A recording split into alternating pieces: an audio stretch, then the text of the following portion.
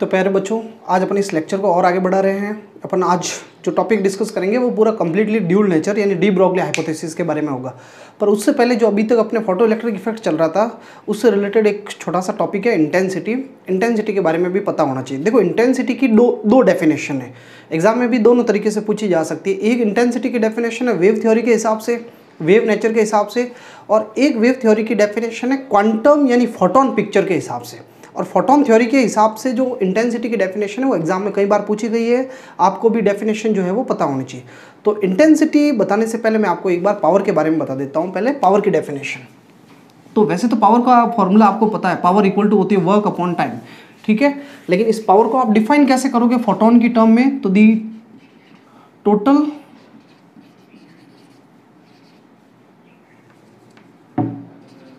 Energy incident पर second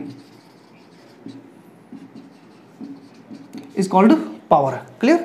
अब जो पावर होती है उसके बारे में आपको पता है, पावर इक्वल टू होती है एनर्जी या वर्क अपॉन टाइम। क्लियर? देखो, एनर्जी कितनी फॉल होगी, टोटल एनर्जी आपको पता होगा कि जो कोई भी सोर्स होता है वो जो लाइट फॉल करता है तो एक जो पैकेट फॉल होता है उसकी एनर्जी होती है एच न्यू। एक फोटोन की एनर्जी कितनी होती है? H nu. अब मान लो ये जो बल्ब है, जो एनर्जी जो फोटोन एमिट कर रहा है वो total capital N photon emit कर रहा है। तो टोटल कितनी एनर्जी एमिट कर रहा है? Capital N into h nu. और टोटल टाइम जो है उसको मैं कह देता हूँ स्मॉल टी। तो एक तो फॉर्मूला ये है। यहाँ पे जो कैपिटल एन होंगे वो टोटल नंबर ऑफ फोटोन है। एन इक्वल टू क्या है? Total number of photons. और इस कैपिटल एन अपॉन टी को जो है मैं स्मॉल एन लिख लेता हूँ। स्मॉल एन यानी टी टाइम को मैंने 1 सेकेंड ले लिया तो कैपिटल एन जो है वो स्मॉल एन के इक्वल हो गया। या यूं कह दो capital N upon small t मिलकर के स्मॉल एन बन गया इंटू एच न्यू। ये फॉर्मूला है P equal to N h nu. अब ये जो स्मॉल एन है ये फॉर्मूला पे बहुत ज़्यादा यूज आएगा। स्मॉल एन जो है वो नंबर ऑफ फोटोन है। वो पहले तो वहाँ पे ऊपर तो है टोटल नंबर ऑफ फोटोन थे कैपिटल एन, पर स्मॉल एन जो है वो नंबर ऑफ फोटोन है और इसमें टाइम भी इंक्लूड है, इसलिए इसको आपको नंबर ऑफ फोटोन पर सेकेंड यानी टाइम की वैल्यू जो है वो कितनी हो गई? 1 सेकेंड हो गई। तो स्मॉल एन जो है वो नंबर ऑफ फोटोन पर सेकेंड, यानी जब भी आपको नंबर ऑफ फोटोन पर सेकेंड निकालना हो तो ये फॉर्मूला काम में ले। जैसे फॉर एग्जाम्पल कोई क्वेश्चन दे देते हैं आपको, जैसे एक बल्ब है जिससे 10 वाट की जो पावर है वो एमिट हो रही है। एक एग्जाम्पल ऐसे ही ले रहा हूँ मन से मैं क्वेश्चन। 10 वाट की पावर जो है बल्ब एमिट कर रहा है और जो उससे जो बल्ब से जो लाइट एमिट हो रही है उसकी फ्रीक्वेंसी 3 × 10⁻10 हर्ट्ज है। क्लियर? तो आपको number of photon per second निकालना है, स्मॉल एन कैलकुलेट करना है। तो आप ये फॉर्मूला काम में ले, P equal to N h nu. Nu की वैल्यू दे दी, एच आपको पता है, P भी दे दिया, एन निकाल देना आप फॉर्मूला यूज़ करके। इसकी जगह न्यू की जगह वेवलेंथ भी दे सकते हैं, लैम्बडा भी दे सकते हैं आपको। तो न्यू इज इक्वल टू लिख लेना आप C अपॉन लैम्बडा। ये ऑलरेडी हमने पिछले लेक्चर्स के अंदर प्रैक्टिस की हुई है। तो ये पावर का फॉर्मूला हो गया। अब अपन बात कर रहे थे इंटेंसिटी। पावर पे भी आपको 1-2 क्वेश्चन अवेलेबल हो जाएंगे, बाकी इजी है मेरे हिसाब से, तो कोई ज़्यादा कॉम्प्लिकेटेड है नहीं। ये फॉर्मूला आपको दिमाग में रखना है। अब मैं आपको इंटेंसिटी के बारे में बता देता हूँ बच्चों। अब अपन बात कर लेते हैं इंटेंसिटी के बारे में।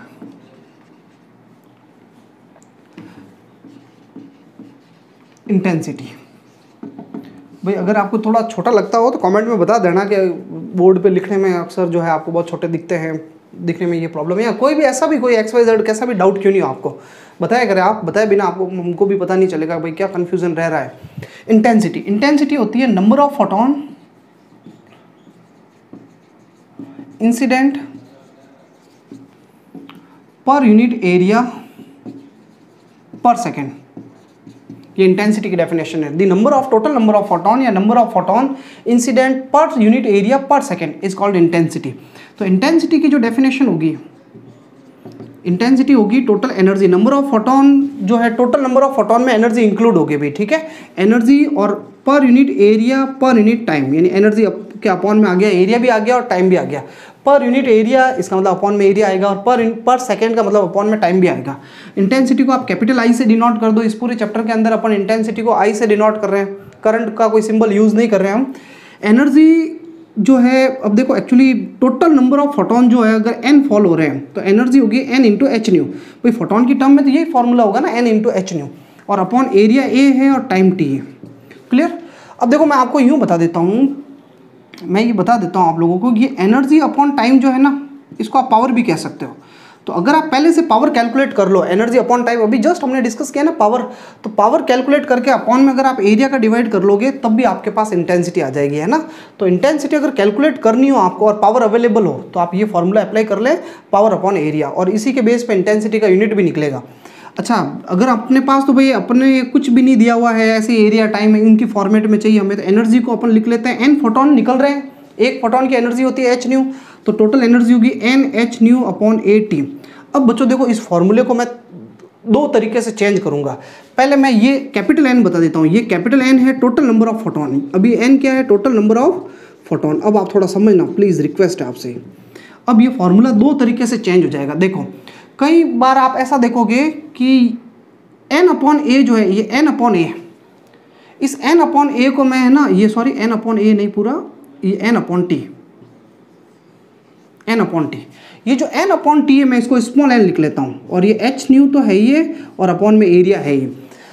अगर आप ये फॉर्मेट यूज़ करोगे, ये फॉर्मेट, तब ये स्मॉल एन जो रहेगा, ये फॉर्मेट नंबर 1 है भाई, इसको फॉर्मेट नंबर 1, ये तब काम में लेना है जब आपके स्मॉल एन जो होगा, वेयर स्मॉल एन जो होगा, किसको लिखा मैंने, capital N upon t. Capital N upon t का मतलब हो गया number of photon, total number of photon, और अपॉन में टाइम आ रहा है यानी per second, number of photon per second. तो जब भी आपको number of photon per second निकालना हो, N number of photon per second, तो आपको इंटेंसिटी अगर दे दी जाए तो आप ये वाला फॉर्मूला काम में ले। अगर इंटेंसिटी दे दे, पावर दे दे, तो पहले बता ही दिया गया फॉर्मूला, उसमें तो कोई प्रॉब्लम ही नहीं है, आपको कोई कंफ्यूजन नहीं होगा इन फॉर्मूलों में। बस आप देखें, थोड़ा सा समझे कि भाई कब कौन सा फॉर्मूला अप्लाई करना है, पावर वाले तो खत्म हो गए।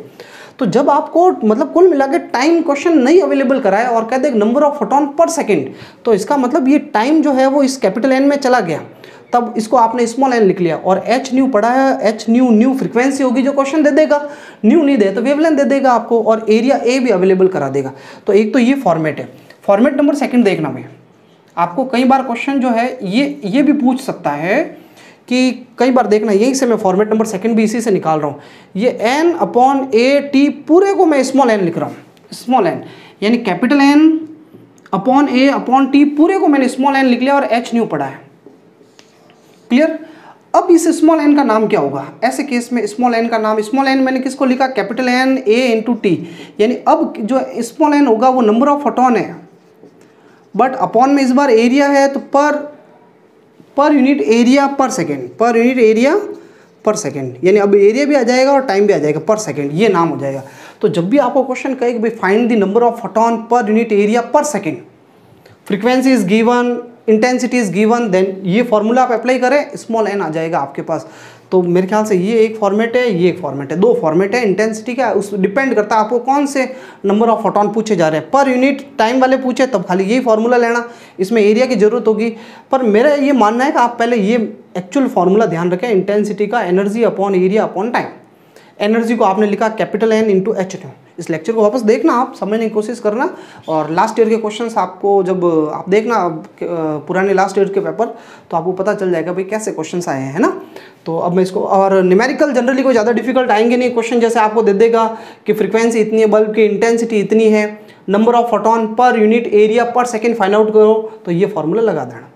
क्वेश्चन आपको कई बार क्या करेगा, पावर दे देगा और एरिया अवेलेबल करा देगा, इंटेंसिटी निकाल देना। क्वेश्चन इस तरीके से भी कर सकता है, आपको number of photon per second they they. Clear. तो आप ये फॉर्मूला, क्वेश्चन ऐसे भी कर सकता है, इसका ये भी फॉर्मेट हो सकता है। देखो है ना, मैं ये थोड़ा रफ कर लेता हूँ इधर से। क्वेश्चन ऐसे भी कर सकता है आपको, देखो ये फॉर्मेट थर्ड, ये मैं मन से ही बना रहा हूँ, वैसे ये जनरली चांस कम होते हैं। ये ऐसे भी कर सकता है कि नंबर ऑफ फोटोन और एरिया को, इसको स्मॉल एन कह दूँ मैं, और एच न्यू पढ़ा है और अपॉन टाइम भी पढ़ा है, ये पूरा अलग पढ़ा है। तब ये स्मॉल एन किसको लिखा मैंने, number of photon upon area, तो इसका नाम हो जाएगा number of photon per unit area. तो जब number of photon per unit area कहे तो आप ये वाला फॉर्मूला काम में लेना। यानी कहने का मतलब ये हो गया, मैं आपको एक बस सिंपल से एक वन वर्ड में बता दूं, कंफ्यूज नहीं करूं। अगर मैं आप तीनों फॉर्मेट भले ही दिमाग में मत रखें, ये फॉर्मूला मेन ध्यान रखें। आपको कह दे पर यूनिट एरिया, तो एरिया की जगह 1 रख लेना, पर सेकेंड कह दे तो टाइम की जगह 1 रख देना, बाकी ये मेन यही फॉर्मूला है। और number of photon find out करो, यानी एन फाइंड आउट करना है। पर यूनिट एरिया कह देता है क्वेश्चन, तो एरिया की जगह 1 रख देना। पर सेकंड कह जाता है तो टी की जगह 1 रख लेना। आप तो इस एक फॉर्मूले को पकड़ लो। और नंबर ऑफ फोटोन पूछते हैं, इसका मतलब अपन को क्या निकालना है, कैपिटल एन फाइंड आउट करना है ना। तो मैं इसको रफ कर लेता हूँ। अब अपन इस चैप्टर के बहुत ही इंपॉर्टेंट पार्ट पे आ जाते हैं, ड्यूल नेचर पे। देखो बच्चों, आप ये बात समझें कि जो हम लाइट के बारे में स्टडी कर रहे हैं, लाइट के नेचर के बारे में, तो लाइट का जो नेचर है, सबसे पहले वेव नेचर के बारे में बात की गई कि लाइट का जो नेचर है वो प्रोबेबली वेव नेचर होगा।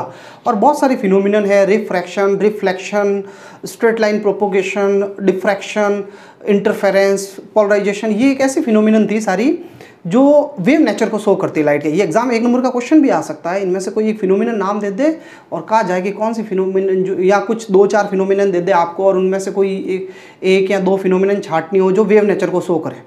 तो ये सारी जो अभी मैंने फिनोमिनन बोली वेव नेचर को शो करती है। बट कुछ फिनोमिनन ऐसी है, आपके सिलेबस में ज़्यादा नहीं है, आपके सिलेबस में एक ही फोटो इलेक्ट्रिक इफेक्ट, एक कॉम्पटन इफेक्ट भी होता है जिसका आप नाम सुन सकते हो।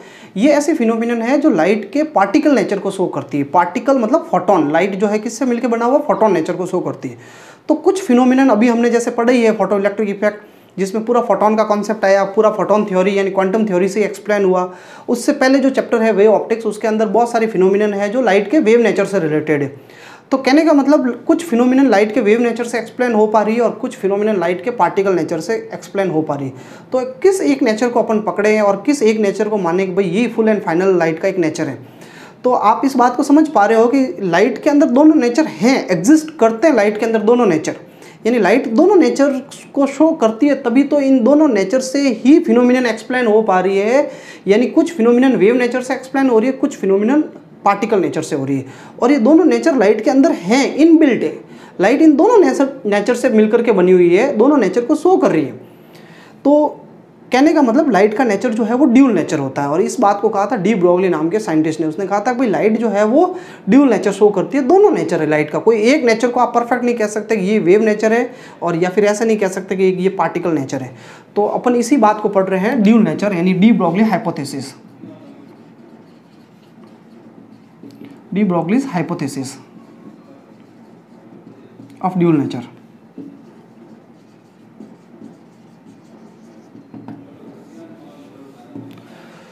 तो बच्चों पहले एक बार डेफिनेशन लिख लेते हैं।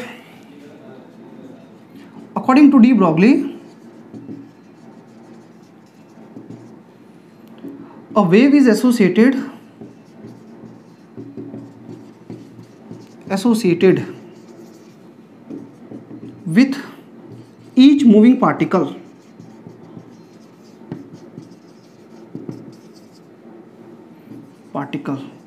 called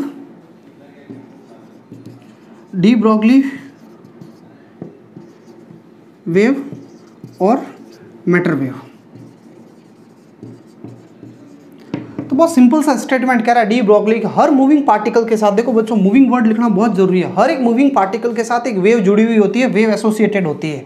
इसी को अपन डी ब्रोगली की ड्यूल हाइपोथेसिस कहते हैं। पार्टिकल, देखो पार्टिकल वर्ड आया, वेव इज एसोसिएटेड यानी वेव जुड़ी हुई होती है किसके साथ, पार्टिकल के साथ। यानी पार्टिकल तो खुद पार्टिकल है ही है, और उसके साथ क्या अटैच है, एक वेव अटैच है। तो यानी इसका मतलब दोनों नेचर एक साथ चल रहे हैं, एक साथ एग्जिस्ट कर रहे हैं, इसी को अपन ड्यूल नेचर कहते हैं। तो यानी ये भाई डी ब्रोगली ये कहना चाह रहा है हर पार्टिकल के साथ एक वेव एसोसिएटेड होती है। जब एक पार्टिकल ट्रेवल करता है बहुत फास्ट, तो आपको ये दिखेगा कि उसके साथ एक वेव पीछे साथ में एक वेव भी ट्रेवल कर रही है। इस जो ये वेव जो जुड़ी हुई है पार्टिकल के साथ, इसको आप कहोगे मैटर वेव। क्या कहोगे, इसको मैटर वेव कहोगे, या इसको डी ब्रोगली वेव भी कह सकते हो। ये वेव किसके साथ जुड़ी हुई है, इस पार्टिकल के साथ जुड़ी हुई है। अब देखो इस वेव, आपको आपने 11th में पढ़ा होगा, वेव के आपको 3 टाइप्स लिखाए हुए हैं। एक लिखे हुए मैकेनिकल वेव्स, जिनको चलने के लिए मीडियम चाहिए, जैसे साउंड वेव है, स्ट्रिंग के अंदर वेव्स है, वाटर वेव्स है, इनको मीडियम की रिक्वायरमेंट होती है। कुछ वेव ऐसी होती है बच्चों जिनको मीडियम की रिक्वायरमेंट नहीं होती, उनको इलेक्ट्रोमैग्नेटिक वेव कहते हैं। और तीसरी जो वेव होती है वो पार्टिकल की मोशन की वजह से प्रोड्यूस होती है, उनको कहते हैं अपन मैटर वेव। अब देखो मैटर वेव जो है वो अभी मैंने जो आपको फर्स्ट 2 कैटेगरी बताई वेव की, मैकेनिकल और इलेक्ट्रोमैग्नेटिक, उनसे दोनों से बिल्कुल डिफरेंट है। जो मैकेनिकल वेव्स हो रही है वो भी एक तरीके से प्योर एनर्जी का प्रोपोगेशन है, और इलेक्ट्रोमैग्नेटिक वेव जो है वो भी एक तरीके से एनर्जी है। दोनों की कैरेक्टरिस्टिक्स में थोड़ा सा डिफरेंस होता है, एक में मीडियम की रिक्वायरमेंट होती है, एक में मीडियम की रिक्वायरमेंट नहीं होती। बट यहाँ पे जो है ये इसको 3rd कैटेगरी क्यों बनाया गया है, इसको इसलिए बनाया गया है इसकी प्रॉपर्टी ना तो इलेक्ट्रोमैग्नेटिक वेव से मिलती है ना इसकी मैकेनिकल वेव से मिलती है। ये तो एक पार्टिकल से जुड़ी हुई वेव है। पार्टिकल जब खुद ट्रैवल करता है तो वो वेव बन जाता है, वेव की तरह दिखता है। और ये जैसे इलेक्ट्रोमैग्नेटिक वेव एक चार्ज के ऑसिलेशन की वजह से प्रोड्यूस होती है। चार्ज जब ऑसिलेशन करता है तो इलेक्ट्रोमैग्नेटिक वेव जनरेट होती है, और इसमें पार्टिकल का कोई जरूरी नहीं कि ये चार्ज हो। ये पार्टिकल अगर इलेक्ट्रॉन है तो भी उससे वेव जुड़ी होगी, ये पार्टिकल एक फुटबॉल है तो भी उससे वेव जुड़ी हुई होगी, या आप भी दौड़ रहे हो तो वेव जुड़ी हुई होगी, ट्रेन है, न्यूट्रॉन है, कोई भी पार्टिकल भले चार्ज हो या नहीं हो उसके साथ ये वेव एसोसिएटेड होगी, इसलिए इसको आपने नाम दे दिया मैटर वेव। क्लियर? ये मैटर मतलब पार्टिकल, पार्टिकल के साथ होती है इसलिए इसको मैटर वेव्स कहते हैं। तो बच्चों अपन अब एक बहुत ही इंपॉर्टेंट इक्वेशन फाइंड आउट करेंगे, डी ब्रॉगली इक्वेशन। इसको मैं एक बार रफ कर लेता हूं। अब अपन डी ब्रॉगली इक्वेशन डेराइव कर रहे हैं।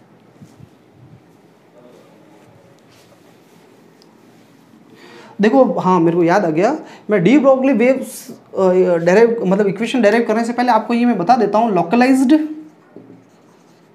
Wave diagram. एक डायग्राम बना रहा हूँ जो मतलब कुल मिला के है ना वेव, अब ये आप समझना थोड़ा आपके लिए मुश्किल है, ये वेव पैकेट के बारे में बता रहा हूँ। एक्चुअली क्या होता है, जैसे मैंने अभी आपको एक बताया कि पार्टिकल जब दौड़ता है तो उसके साथ एक वेव होती है, लेकिन जैसे आप हायर क्लासेस में पढ़ पाओगे इसको कि पार्टिकल के साथ ओनली खाली अगर मैं एक वेव मानूँ, एक पार्टिकल दौड़ रहा है और उसके साथ मैं एक वेव मानूँ तो एक बहुत बड़ी प्रॉब्लम आ जाती है। पार्टिकल की वेलोसिटी तो होती कम और वेव की वेलोसिटी हो जाती ज़्यादा। ये अब हायर क्लासेस में आप स्टडी करोगे, ये जो सिंगल वेव की जो वेलोसिटी है ना, फेज वेलोसिटी जिसको कहते हैं, वो वेलोसिटी आ जाती है ज़्यादा पार्टिकल की वेलोसिटी से। अब पार्टिकल से ज़्यादा उसकी वेव की वेलोसिटी, यानी पार्टिकल तो पीछे है ना, वेव आगे दौड़ रही है, ऐसा थोड़ी हो सकता है, पार्टिकल ही तो बना रहा है वो वेव। तो ये माना गया कि भाई पार्टिकल के साथ कोई एक वेव एसोसिएटेड नहीं होती, पूरा वेव का एक पैकेट होता है, ग्रुप ऑफ वेव्स होता है। और ग्रुप ऑफ वेव्स जो होता है उसका डायग्राम कुछ इस तरीके से बनाना है, इसको आप वेव फंक्शन के हिसाब से डिस्क्राइब करते हो। ये ऐसे एक डायग्राम मैंने बना दिया भाई। अब इसमें आपको ज़्यादा डीप में जाना नहीं है, ये इस तरीके से है ना, बहुत सारी वेव के सुपर पोजिशन से ये डायग्राम बनता है। इसको अपन बोलते हैं वेव पैकेट। क्या बोलते हैं इसको? वेव पैकेट बोलते हैं। क्लियर? ये आपको एग्जाम में ऐसे आया हुआ क्वेश्चन है, एक बार कहीं देखा था मैंने कि draw the localised wave picture. तो ये आपको ऐसे बनाना है, लोकलाइज्ड यानी एक पर्टिकुलर रीजन में वेव को कैसे शो करोगे, मैटर वेव को, डी ब्रॉगली वेव को, तो आपको इस तरीके से डायग्राम बनाना है। इसमें ये बीच में इसका वेव का एम्पलीट्यूड बीच में बहुत बड़ा है, बीच में एम्पलीट्यूड ज़्यादा है, इसका मतलब पार्टिकल के यहाँ पाए जाने की प्रोबेबिलिटी सबसे ज़्यादा है। बाकी कोई एग्जैक्ट लोकेशन नहीं है, इनके अंदर ही कहीं ना कहीं पार्टिकल होगा। और ये पूरा एक वेव पैकेट एक साथ पूरा चलता है। इस पूरे वेव पैकेट की वेलोसिटी को कहते हैं ग्रुप वेलोसिटी। खैर अपन को तो ये डायग्राम दिमाग में रखना है। तो बच्चों अब मैं डी ब्रॉगली इक्वेशन जो है वो डेराइव कर लेता हूँ।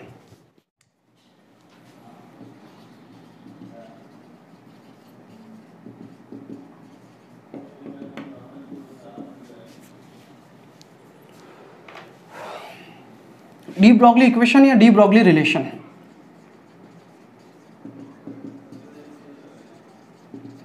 इंपॉर्टेंट है, पढ़ा हुआ होगा शायद आप लोगों के। डी ब्रॉगली इक्वेशन डेराइव करते हैं तो according to Planck's quantum theory,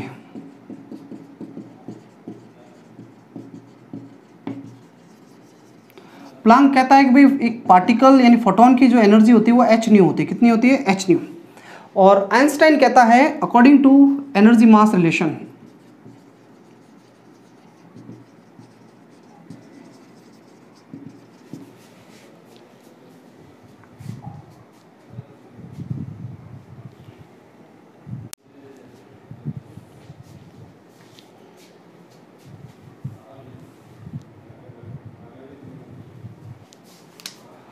तो बच्चों आइंस्टाइन कहता है कि E इक्वल टू होता है mc²। ये इक्वेशन नंबर 2।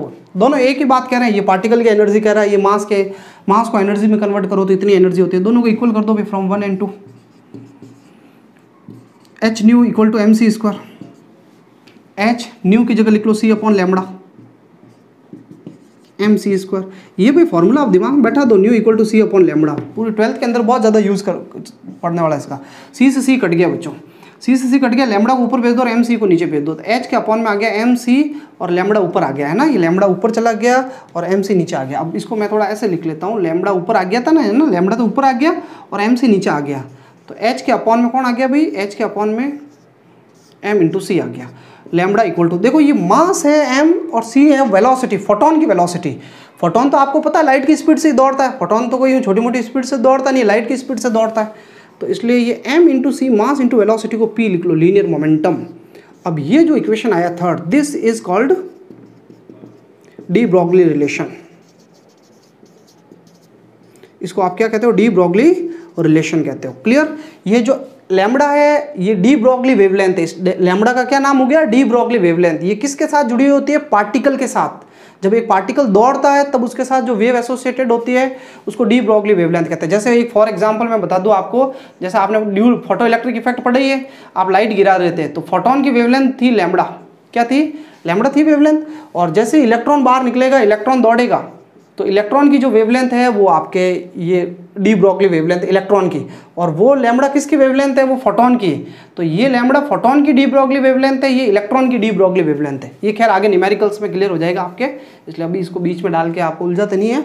आप तो ये फॉर्मूला ध्यान रखें, बिल्कुल इजी डेरिवेशन है। E = mc² और E = h न्यू, दोनों इक्वेशंस को इक्वल करके लैम्बडा का फॉर्मूला डेराइव कर दिया। लैम्बडा का नाम होगा डी ब्रॉगली वेवलेंथ या matter wavelength. Lambda = h Planck constant, p जो है उसको कहते हैं लीनियर मोमेंटम। p के बारे में बता देता हूं मैं, यहां लिखने के बाद आगे नीचे और लिखोगे वेयर p।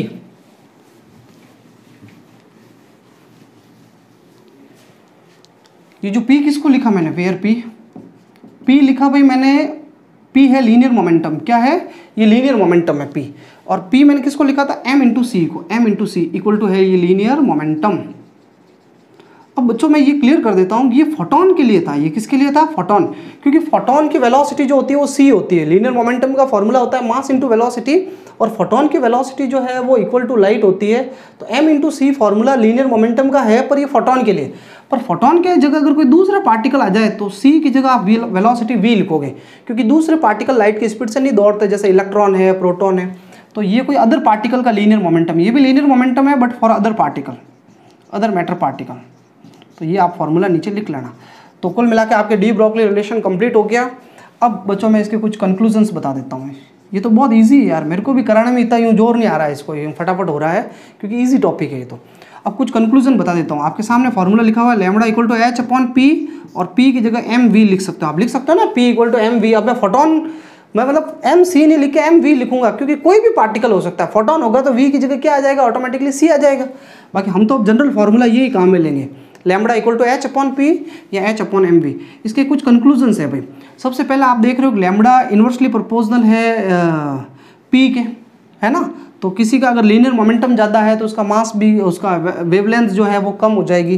पर मैं एक्चुअली इसके बारे में बात नहीं कर रहा हूँ, मैं ये कह रहा हूँ आपको, अगर देखो ये जो फॉर्मूला है लैम्बडा इन्वर्सली प्रोपोर्शनल है v, तो अगर ऐसा हो जाए कि v टेंड्स टू 0, v 0 हो जाए तो लैम्बडा जो है वो क्या हो जाएगा? इन्फाइनाइट। यानी कहने का मतलब v 0 का मतलब पार्टिकल रेस्ट में आ गया, रुक गया, तो वेवलेंथ इन्फाइनाइट होगी। अब इन्फाइनाइट वेवलेंथ की मतलब बहुत बड़ी वेव है, वेवलेंथ इन्फाइनाइट है, तो ऐसी वेव को आप ऑब्जर्व भी नहीं कर पाओगे, देख भी नहीं पाओगे। तो कहने का मतलब है कि इन्फाइनाइट वेवलेंथ वाली वेव भी पॉसिबल नहीं है। तो अपन कह सकते हैं कि अगर पार्टिकल रेस्ट में होगा तो उसके साथ कोई डी ब्रॉगली वेवलेंथ एसोसिएटेड नहीं होगी। तो भाई डी ब्रॉगली वेवलेंथ ऑब्जर्व करनी है तो particle should be in motion, ठीक है। So sorry, wavelength does not exist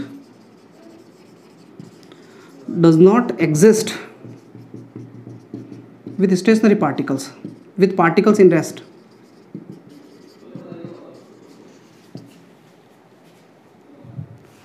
clear बच्चों, ये कंक्लूजन हो गया है ना, इजी कंक्लूजन था। दूसरा कंक्लूजन भाई क्या हो सकता है? तो दूसरा कंक्लूजन ये हो सकता है कि लैम्बडा जो है देखो मास के भी इन्वर्सली प्रोपोर्शनल है ना। अब m बहुत अगर बड़ा हो, m अगर लार्ज हो, इन्फाइनाइट हो या फिर बहुत ज़्यादा हो, तो लैम्बडा टेंड्स टू 0, यानी लैम्बडा जो है बहुत कम हो जाएगा, बहुत छोटा। लैम्बडा टेंड्स टू 0 होगा, ऐसे भी वेव पॉसिबल नहीं है भाई, उसको भी डिटेक्ट करना बहुत डिफिकल्ट है। तो m बहुत बड़ा होता है तो फिर वेवलेंथ बहुत छोटी हो जाती है, और ये ऐसा होता है मैक्रोस्कोपिक पार्टिकल्स, बड़े बड़े पार्टिकल्स के लिए। जैसे हम जैसे पार्टिकल अगर बहुत तेज़ दौड़ते हैं तो उनके साथ वेव क्यों नहीं ऑब्जर्व होती है? फुटबॉल को आप किक मारते हो तो उसके साथ डी ब्रॉगली वेवलेंथ क्यों नहीं ऑब्जर्व होती? क्योंकि ये फुटबॉल है, ये बहुत बड़े बड़े पार्टिकल्स है, जबकि इलेक्ट्रॉन है, ये ऐसे छोटे छोटे पार्टिकल्स हैं, मास बहुत कम है। तो बड़ा पार्टिकल होगा तो उसकी वेवलेंथ बहुत कम होगी, डी ब्रॉगली वेवलेंथ, उसको भी ऑब्जर्व नहीं कर पाएंगे। बहुत बड़ी वेव को भी हम ऑब्जर्व नहीं कर पाएंगे, लैम्बडा इन्फाइनाइट को, और लैम्बडा टेंड्स टू 0 उसको भी ऑब्जर्व नहीं कर सकते। तो जो मैक्रोस्कोपिक पार्टिकल्स होते हैं, बड़े पार्टिकल्स, उनके साथ भी डी ब्रॉगली वेव को अपन ऑब्जर्व नहीं कर सकते, ठीक है ना। सो matter wave can not be observed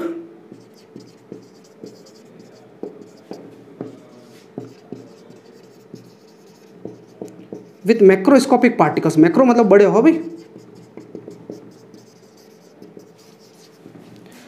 बड़े पार्टिकल्स के साथ आप जो डी ब्रॉगली वेव है उसको डिटेक्ट नहीं कर पाओगे।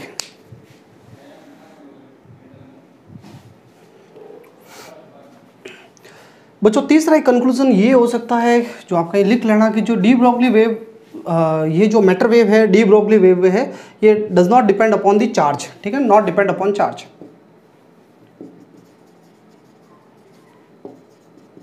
यानी पार्टिकल पे चार्ज हो या नहीं हो उससे कोई लेन देन नहीं आ रहा, कि आगे आप फॉर्मूले देखोगे जिसमें चार्ज आएगा, बाकी वो एक्चुअली दूसरा रीज़न है। कई स्टूडेंट्स क्वेरी करेंगे, बाद में पूछेंगे सर यहाँ फॉर्मूले में चार्ज आ रहा है ना, आप कह रहे थे चार्ज पर नहीं डिपेंड करेगा, तो वहाँ देख लेना, मैं बता दूंगा अगर मुझे याद आ जाएगा वहाँ पे। बाकी चार्ज पर डिपेंड नहीं करती है, इसका चार्ज से कोई लेना देना नहीं है। क्लियर। फिर एक और बात है इनके बारे में कि ये these are different from the electromagnetic wave, that means these are not the type of electromagnetic wave, ठीक है, not type of electromagnetic wave. Electromagnetic waves electromagnetic wave से अलग है भैया। ये टोटल 4 पॉइंट्स लिख लो और 4 कंक्लूजन्स लिख लो इनके बारे में। फिर अपन कुछ फैक्ट्स पढ़ते हैं, कुछ कॉन्सेप्ट्स देखते हैं जो अपने न्यूमेरिकल्स में हेल्प करेंगे। इसको मैं हटा देता हूँ, एक बार स्क्रीनशॉट ले लिया करो, फटाफट नहीं लिख पाओ तो आप देखिए बच्चों कुछ कॉन्सेप्ट्स बता रहा हूँ, आप ये ध्यान रखें। यानी ये जो डी ब्रोगली वेवलेंथ वाला जो फॉर्मूला है इसको मैं अलग अलग फॉर्मेट में लिख रहा हूँ। ये फॉर्मूला है in term of linear momentum, linear momentum. तो lambda equal to formula h upon p, ये आपने देखा, ये मेन फार्मूला ये फार्मूला तब काम में लेना है जब आपको लीनियर मोमेंटम अवेलेबल हो, पी दे दिया जाए तब ये फार्मूला काम में ले लेना। इन टर्म ऑफ वेलोसिटी, जब वेलोसिटी दे दे तो एच पी की जगह आप क्या लिख लोगे एम वी, तब ये फार्मूला काम में ले लेना, है ना। ये 2013 में एक तरीके से क्वेश्चन आया था। क्वेश्चन ने कहा था भाई कि a particle of mass small m moving with velocity v, write the expression for de Broglie wavelength। एक नंबर का क्वेश्चन था, 2013 में आया था कि पार्टिकल का मास m है, वेलोसिटी v और डी ब्रोगली वेवलेंथ का फार्मूला लिखो। तो ये फार्मूला लिखोगी, ये नहीं लिखोगी। कई स्टूडेंट्स ये लिख लेते हैं, नंबर कट जाते हैं। क्वेश्चन कह रहा है मास m में वेलोसिटी v है, तो आपको अपना आंसर भी m और v की टर्म में देना है। जब क्वेश्चन हमें कुछ पैरामीटर दे देता है, कुछ टर्म्स दे देता है, कुछ सिंबल्स दे देता है, कुछ क्वांटिटीज दे देता है क्वेश्चन खुद ही कि मास m में, इसका मतलब आपका आंसर उसी की टर्म में आना चाहिए। तो आप ये दे दोगे तो इसमें कहाँ m आ रहा है, कहाँ v आ रहा है, तो आप ये फॉर्मूला लिखना है ना। फिर तीसरा नंबर है in term of kinetic energy, kinetic energy, this is very important expression, expression number 3 बहुत इंपॉर्टेंट है भाई। अब ये लिखने से पहले मैं ये बता देता हूँ, 11th में आप लोगों ने शायद पढ़ा हो कि लीनियर मोमेंटम का फॉर्मूला होता है √2ma। चलो मैं बता देता हूँ कहाँ से आया। तो बच्चों देखो, ये इधर लिख लेता हूँ मैं, जगह कम है उधर। भाई काइनेटिक एनर्जी जो होती है, काइनेटिक एनर्जी ई लिख लेता हूँ, उसका फॉर्मूला क्या होता है, हाफ एम वी स्क्वायर होता है 11th में वर्क एनर्जी पावर चैप्टर के अंदर। तो हाफ में ऊपर नीचे एम से मल्टीप्लाई कर लेता हूँ, तो एम का स्क्वायर हो जाएगा, वी स्क्वायर है ये और नीचे एम, हाफ। अब हाफ आप फिर डायरेक्ट लिखना है ना, मैं आपको हल निकाल के दिखा रहा हूँ। एम वी जो है उसको मैं लिख लेता हूँ पी, लीनियर मोमेंटम, और ऊपर स्क्वायर है तो पी स्क्वायर और अपॉन एम है ये। इस 2 को उधर भेज दो और इसको इधर भेज दो, तो पी का क्या फॉर्मूला आ गया, इसको उधर भेज दो 2, ये एम ई और स्क्वायर हटाओगे पी का, तो इस पर क्या लग जाएगा रूट, ये लीनियर मोमेंटम का फॉर्मूला पी। देन आप मुझे डी ब्रोगली वेवलेंथ बताओ, लैम्बडा, मुझे तो लैम्बडा चाहिए मैन। तो लैम्बडा का फॉर्मूला होगा एच अपॉन पी की जगह आप क्या लिखोगे भाई, √2ma। बच्चों ये बहुत ही इंपॉर्टेंट फार्मूला है, मैं पहले ही कह देता हूँ, इस पर न्यूमेरिकल्स भी करेंगे अपन और ये बहुत ज़्यादा यूज होने वाला फार्मूला है। डी ब्रोगली वेवलेंथ, जब भी आप क्वेश्चन के अंदर काइनेटिक एनर्जी टर्म सुन लो और डी ब्रोगली वेवलेंथ की बात हो तो ये फार्मूला दिमाग में आना चाहिए, h upon √2me। Next 4th number formula in term of potential difference. ये सारे एक ही डी ब्रोगली फार्मूला है लेकिन अलग अलग फॉर्मेट में है। 4th number in term of accelerating voltage.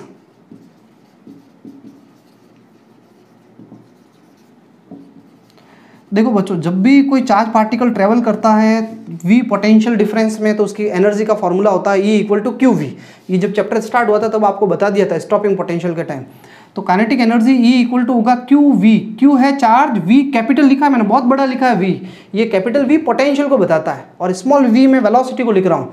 तो E की जगह मैं qv फॉर्मूला लिख लेता हूँ यहाँ पे। देन ये कैसा हो जाएगा मुझे बताओ, वेवलेंथ का फॉर्मूला h अपॉन √2m और E की जगह मैं क्या लिख लेता हूँ qv। देखो बच्चों ये भी बहुत इंपॉर्टेंट फार्मूला, जितना इंपॉर्टेंट ये है उतना ये है।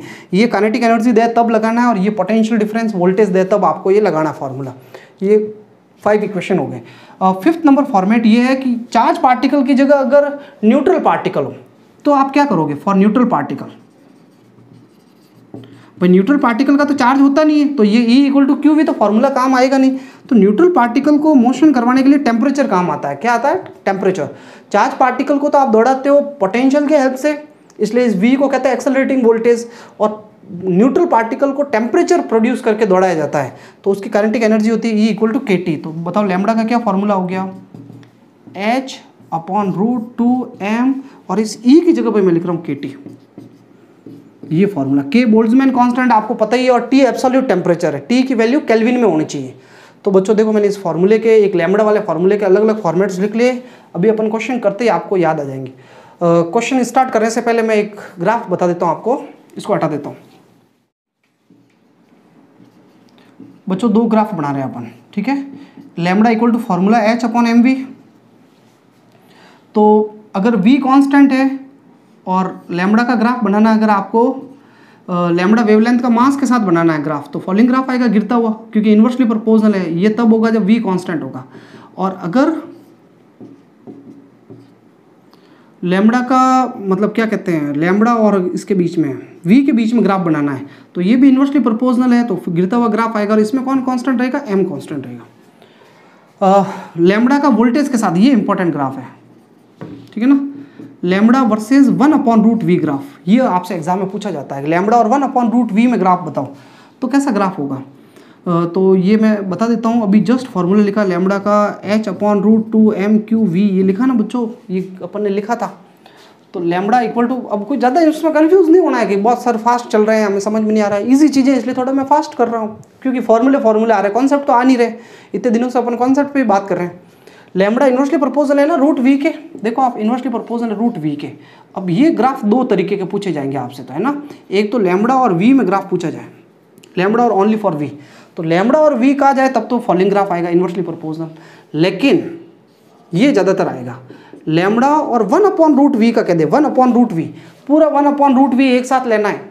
तो बच्चों इस 1/√V को पूरा एक मान लो, एक पूरा ये एक चीज़ है।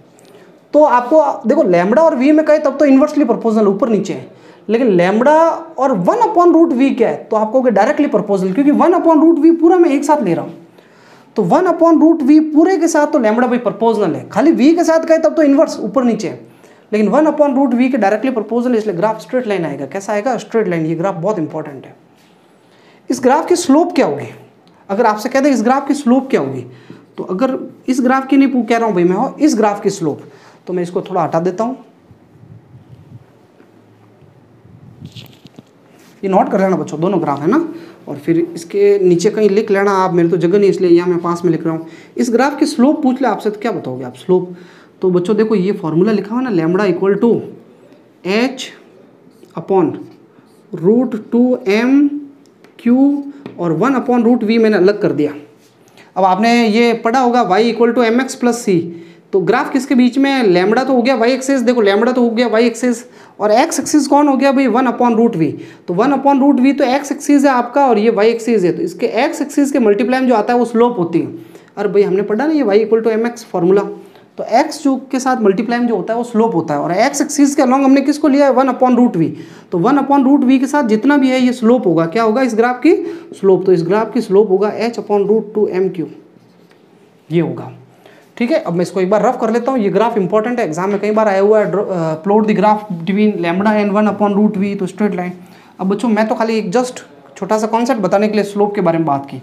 मान लो एक ऐसा एग्जाम में क्वेश्चन आ जाए, आया हुआ है, आ तो क्या जाए, और भी आ सकता है, आ जाए। ऐसे दो ग्राफ दे दिया आपको, ठीक है। एक ग्राफ A है जो पार्टिकल M1 के लिए, और एक ग्राफ B है पार्टिकल M2 के लिए। अब आपसे पूछ लिया जाए कि भाई क्वेश्चन के अंदर which particle has greater mass, which has greater मास।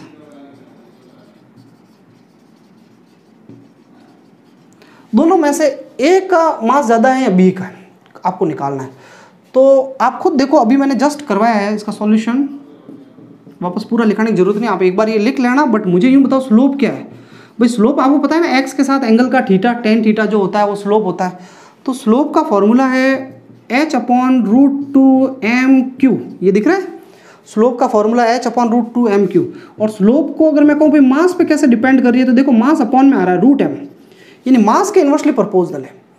तो जिसका मास कम होगा उसकी स्लोप होगी ज़्यादा, इन्वर्स प्रपोजल है ना, जिसका मास कम होगा उसकी स्लोप ज़्यादा है। ज़्यादा किसकी स्लोप है, एंगल किसका ज़्यादा है, बी का, बी का एंगल ज़्यादा है, बी की स्लोप ज़्यादा है, बी का एंगल ज़्यादा है भाई, तो ज़्यादा एंगल है बी का, तो बी का मास कम है। और जिसकी स्लोप कम होगी उसका मास ज़्यादा होगा। स्लोप कम किसकी है, ए की स्लोप कम है, देखो एंगल कम है ए का, और स्लोप के इन्वर्सली प्रपोजल है भाई, मास दिख रहा है ना, तो इन्वर्सली प्रपोजल है, इसका मतलब अपन कह सकते हैं हियर स्लोप कम किसकी है भाई, इसकी ए की है, इसलिए ए का मास ज़्यादा होगा और किसका मास कम होगा, 2 का मास कम होगा, m2 लेस देन होगा। क्लियर, इसको भले आप लैंग्वेज में लिख लेना, slope is inversely proportional to mass, since the A has less slope so it will have greater mass. Clear, और फिर नीचे लिख लेना m1 ग्रेटर देन m2, ये आंसर हो गया। अब बच्चों मैं ये रफ कर लेता हूँ, कुछ अपन न्यूमेरिकल्स कर लेते हैं, इजी न्यूमेरिकल्स है।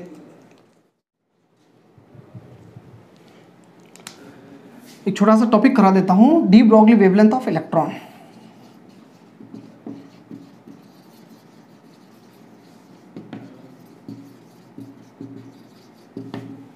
ये बच्चों कई बार एग्जाम में आया हुआ है, आरबीसी हो या सीबीएसई, कई बार एग्जाम में आया हुआ है।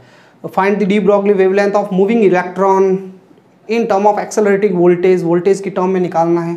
तो मुझे बताओ डी ब्रॉगली वेवलेंथ का फॉर्मूला क्या लिखा है मैंने, काइनेटिक चार्ज पार्टिकल के लिए h/2m/qv है ना। अब आप चाहते हो एग्जाम में मैं थोड़े स्टेप्स दिखाऊं तो आप ऐसे स्टेप्स बना सकते हो, वैसे तो कोई ज़रूरी नहीं है, पर हो जाएगा भाई, आपको लगे भाई एग्जाम में थोड़े स्टेप्स के नंबर मिलते हैं, कट नहीं जाए, तो आप दिखा दो ना सिस्टमेटिकली। h/p की जगह मैंने लिखा था √2me, फिर e की जगह मैंने है ना, e की जगह मैंने लिखा था qv, याद है, q × v। तो चार्ज पार्टिकल के लिए जो है भाई काइनेटिक एनर्जी होती है q और v होता है वोल्टेज, ये फॉर्मूला आ गया। अब ये फॉर्मूला मुझे इलेक्ट्रॉन के लिए लगाना है, किसके लिए लगाना है, इलेक्ट्रॉन। तो फॉर इलेक्ट्रॉन के लिए जो किसकी वैल्यू मुझे पता है उसकी मैं बात कर ले। पहले h तो फिक्स है 6.632 × 10⁻³ joule × second.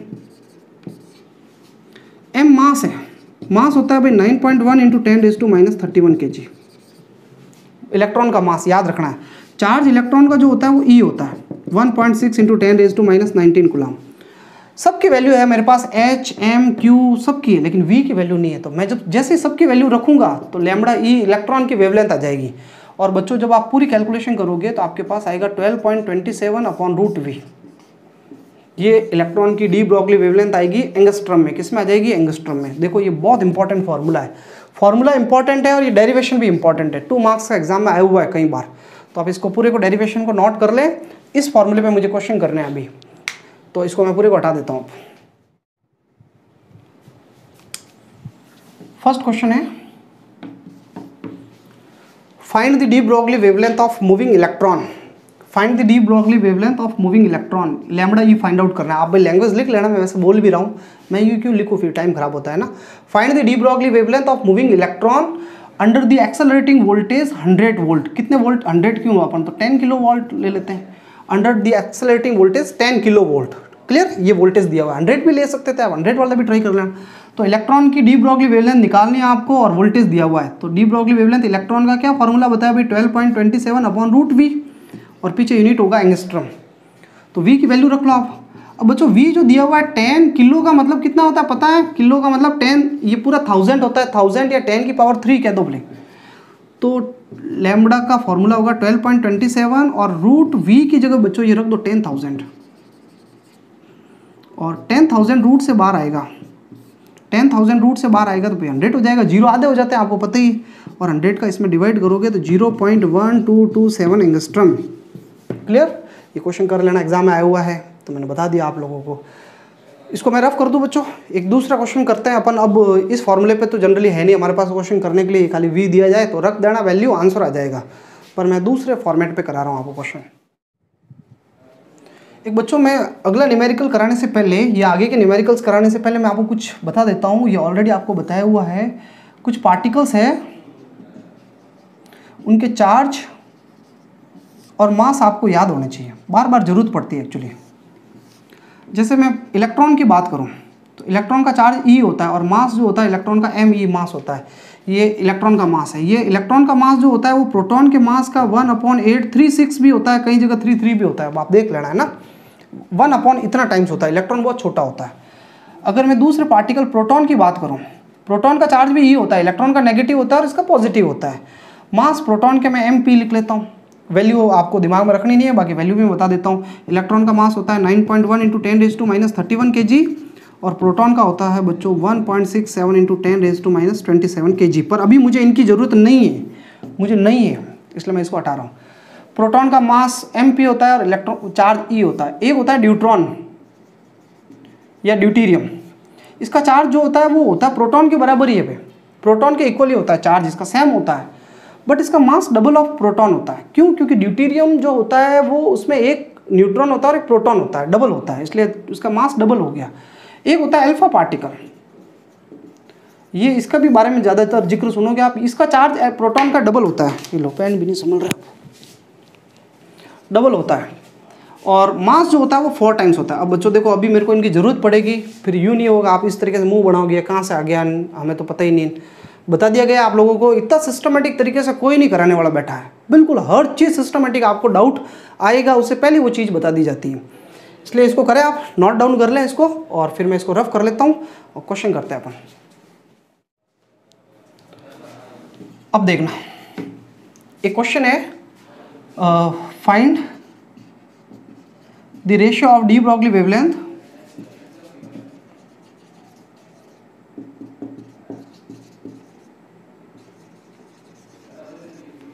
of proton and alpha particle traveling with। अब इसमें मैंने 2 क्वेश्चन 1 से बना दिए, एक तो with same voltage, same accelerating voltage, और इसका सेकेंड पार्ट जो है वो सेम काइनेटिक एनर्जी। मेरे को ये एक्चुअली फर्स्ट पार्ट करना चाहिए, सेकंड पार्ट करना चाहिए, तो लो मैं इसको फर्स्ट पार्ट कह देता हूँ और इसको क्या कर देते हैं सेकंड पार्ट। पहले इसको सॉल्व कर देते हैं काइनेटिक एनर्जी। अब भाई बात चल रही है प्रोटॉन और कि कौन से 2 पार्टिकल है, एक प्रोटॉन है और एक अल्फा पार्टिकल है। प्रोटॉन और अल्फा पार्टिकल है वो चल रहे हैं, एक बार है उनकी काइनेटिक एनर्जी सेम है, तो आपको वेवलेंथ का रेशियो निकालना है। तो फार्मूला क्या है भाई, फर्स्ट पार्ट कर रहा हूँ मैं, फार्मूला डी ब्रॉगली वेवलेंथ का, और ऐसा फार्मूला लगाओ, मैं फर्स्ट फार्मूला ऐसा लगाऊंगा जिसमें काइनेटिक एनर्जी आए, क्योंकि क्वेश्चन काइनेटिक एनर्जी के बारे में बात कर रहा है, काइनेटिक एनर्जी सेम है। तो अभी तो बताया यार, कहाँ दूर है कोई, ये फार्मूला बताया लैम्बडा इक्वल टू h/2me। अब ये फार्मूला मैं लगा रहा हूँ सबसे पहले प्रोटॉन के लिए, प्रोटॉन तो h रहेगा √2m, मास प्रोटॉन का mp हो जाएगा, और काइनेटिक एनर्जी को e लिख रहा हूँ क्योंकि क्वेश्चन कह रहा सेम है। और ये फार्मूला अल्फा के लिए लगाना हो तो h है √2, मास यहाँ पे प्रोटॉन की जगह अल्फा का आ जाएगा और काइनेटिक एनर्जी ई आ जाएगी। अब बच्चों आपको अभी थोड़ी देर पहले बताया यार, कोई ज़्यादा टाइम भी नहीं हुआ है, कि अल्फा का जो मास होता है वो प्रोटॉन का 4 टाइम्स होता है। कितना टाइम्स होता है? 4 टाइम्स होता है प्रोटॉन का, और ई काइनेटिक एनर्जी पड़ी हुई है। इक्वेशन नंबर 2 हो गया। अब मुझे रेशियो निकालना है तो डिवाइड कर लो इसमें इसका। Now lambda P upon lambda alpha, तो लिखो बच्चों, देखो ये पहला प्रोटॉन वाला लिख लो आप, बहुत इजी क्वेश्चन है यार, ये फ्री में आपको नंबर दिलवा के जाएंगे। 2mpe, ये तो मैंने फार्मूला लिख लिया इसका लैम्बडा पी का, और लैम्बडा अल्फा लिख लो पूरा h/2 4mp और e। अब जो कटे उसको काट पीट लो पूरा, ऐसे h कट गया भाई, रूट के अंदर 2 है, रूट के अंदर 2 है, रूट के अंदर mp है और e से e कट गया, बस कुछ नहीं बचा, सब खालटाली हो गए। ये रूट के अंदर 4 रहा है, और वो भी पूरा सबसे नीचे वाला सबसे ऊपर जाता है। रूट के अंदर 4 है, ये 4 रूट से बाहर आके 2 बन जाएगा, तो lambda P upon lambda alpha, 2 ऊपर चला गया, 4 है ना, रूट से बाहर आके 2 बन जाएगा, ये ऊपर चला गया अपॉन 1, यानी आंसर आ गया 2:1। प्रोटॉन की वेवलेंथ अल्फा की डबल होगी। ये फर्स्ट पार्ट हो गया। अब सेकंड क्वेश्चन करना है हमें जिसमें वोल्टेज सेम है, तो इस बार हम जो लैम्बडा का फॉर्मूला लगाएंगे वो वी वोल्टेज की टर्म में लगाएंगे। तो इसको मैं रफ कर लूँ, इसको रफ कर लेते हैं, बी पार्ट कर लेते हैं।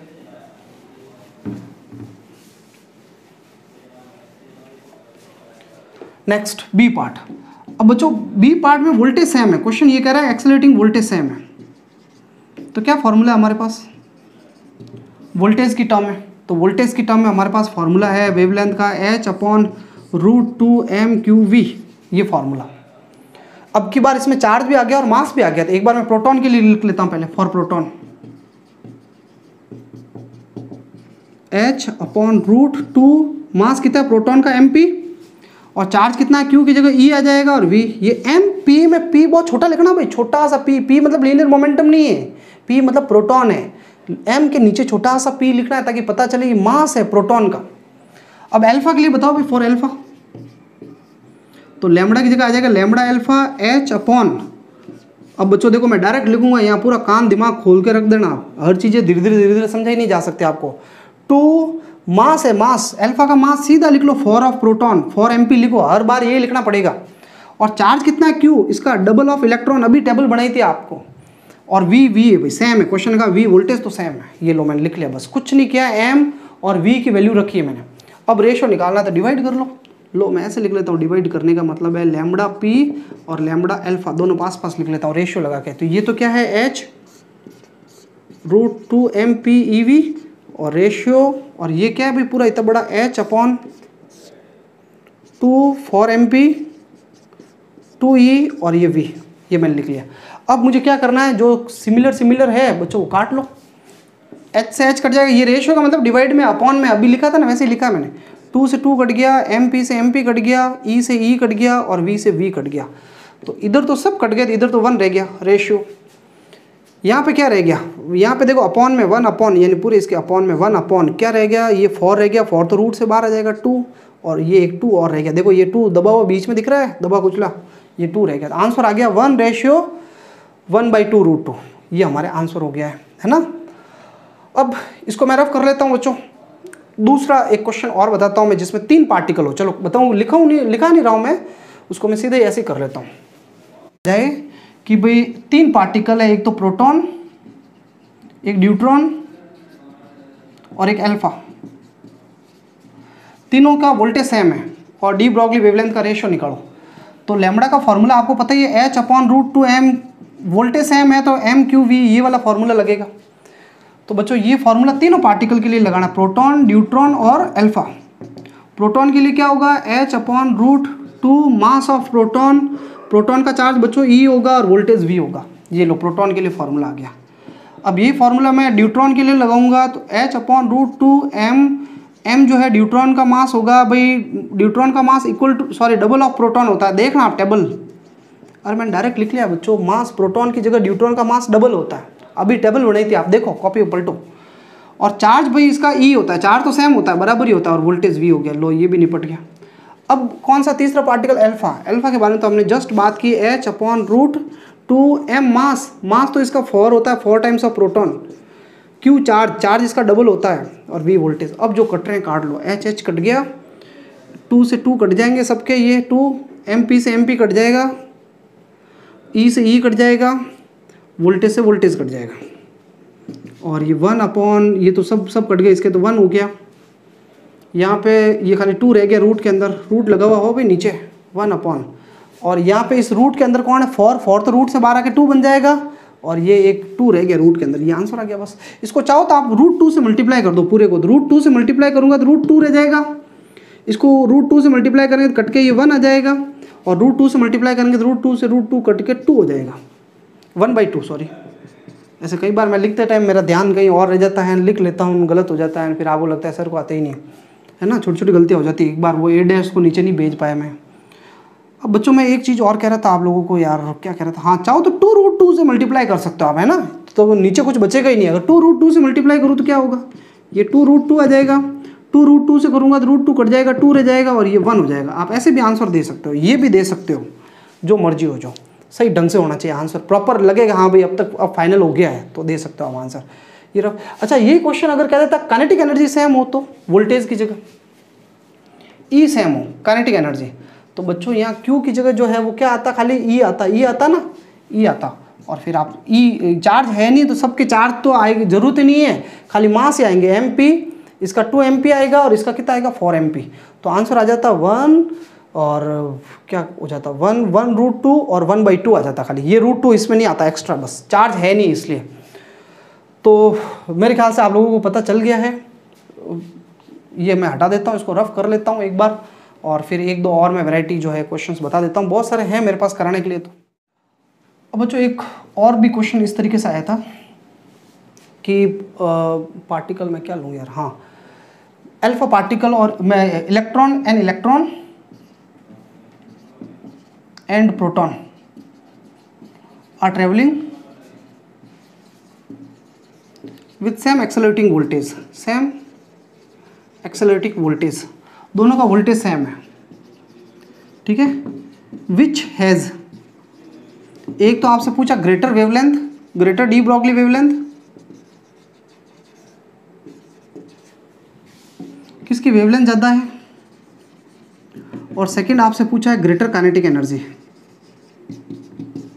है ना। ये क्वेश्चन है आपके सामने। अब इस क्वेश्चन को करते हैं। इलेक्ट्रॉन और प्रोटॉन ट्रेवल कर रहे हैं, यानी एक इलेक्ट्रॉन है और एक प्रोटॉन है, वोल्टेज सेम है, वी सेम है।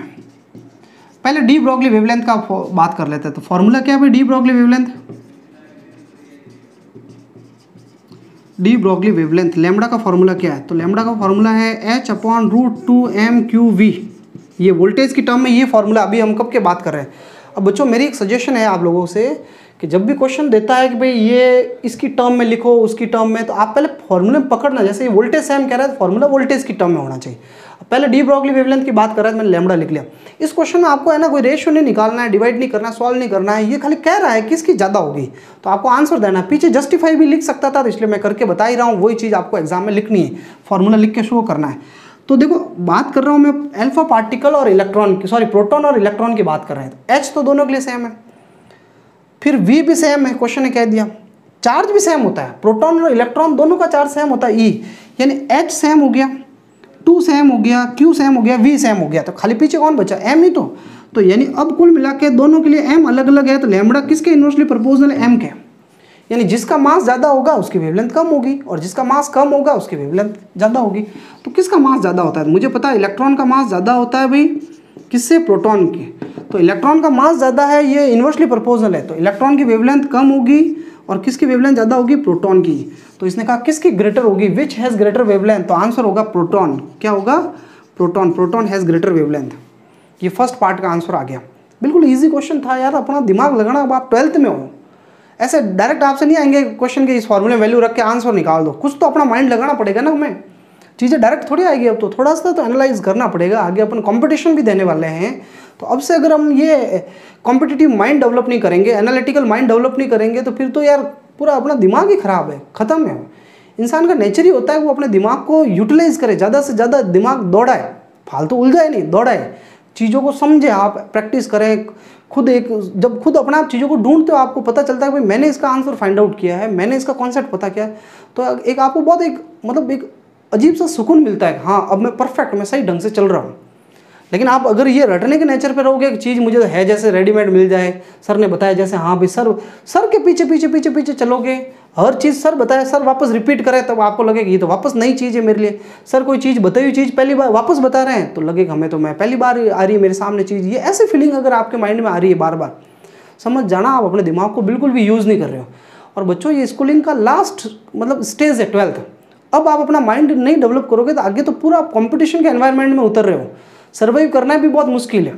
तो ऐसी सिचुएशन में अगर आप जा रहे हो तो अपने माइंड को ऑब्वियसली आप उसको थोड़ा सा पजल करो, हार्डवर्क के हैबिट डालो आप, और बिल्कुल ईजी गोइंग नेचर मत रखो आप। प्रैक्टिस प्रैक्टिस प्रैक्टिस करो, आप चीज़ों को समझो, रटने को अब अवॉइड कर दो बिल्कुल ही। देखो बच्चों अब मैं एक बात और कह रहा था आपसे, ये इसने सेकंड पूछा ग्रेटर काइनेटिक एनर्जी। अब इसमें भी स्टूडेंट कहीं कंफ्यूज हो जाते हैं, वो काइनेटिक एनर्जी किसकी ज़्यादा होगी किसकी कम, तो वो ये लैम्बडा वाला फार्मूला लगाना लग जाता है, h/√2m/e वाला, ये वाला फार्मूला लगा के वो बेफालतू का दिमाग लगाते हैं। अरे आपको क्वेश्चन ने कहा कि दोनों का वोल्टेज सेम है, वी सेम है वोल्टेज, क्वेश्चन पढ़ो आप, are travelling with same accelerating voltage. वहाँ पे मैंने यहाँ सेम नहीं लिखा था, बोला था are travelling with same accelerating voltage, voltage same है। तो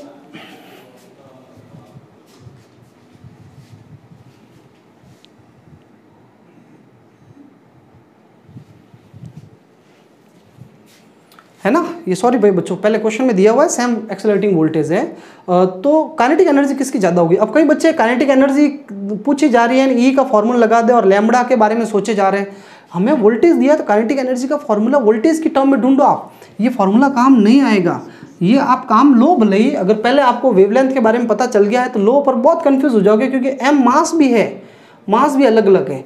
यानी मेरा कहने का मतलब है आपसे काइनेटिक एनर्जी पूछ रहा है और वोल्टेज सेम दे रहा है, तो काइनेटिक एनर्जी का वोल्टेज की टर्म में खुद का फॉर्मूला देखो।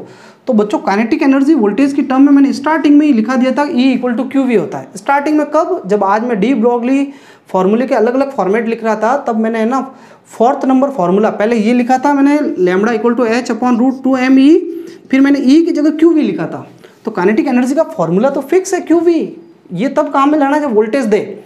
तो क्वेश्चन का वोल्टेज सेम है, तो अब काइनेटिक एनर्जी डिपेंड करेगी चार्ज पे, और चार्ज भी तो सेम है क्योंकि इलेक्ट्रॉन और प्रोटॉन का तो चार्ज सेम होता है ना।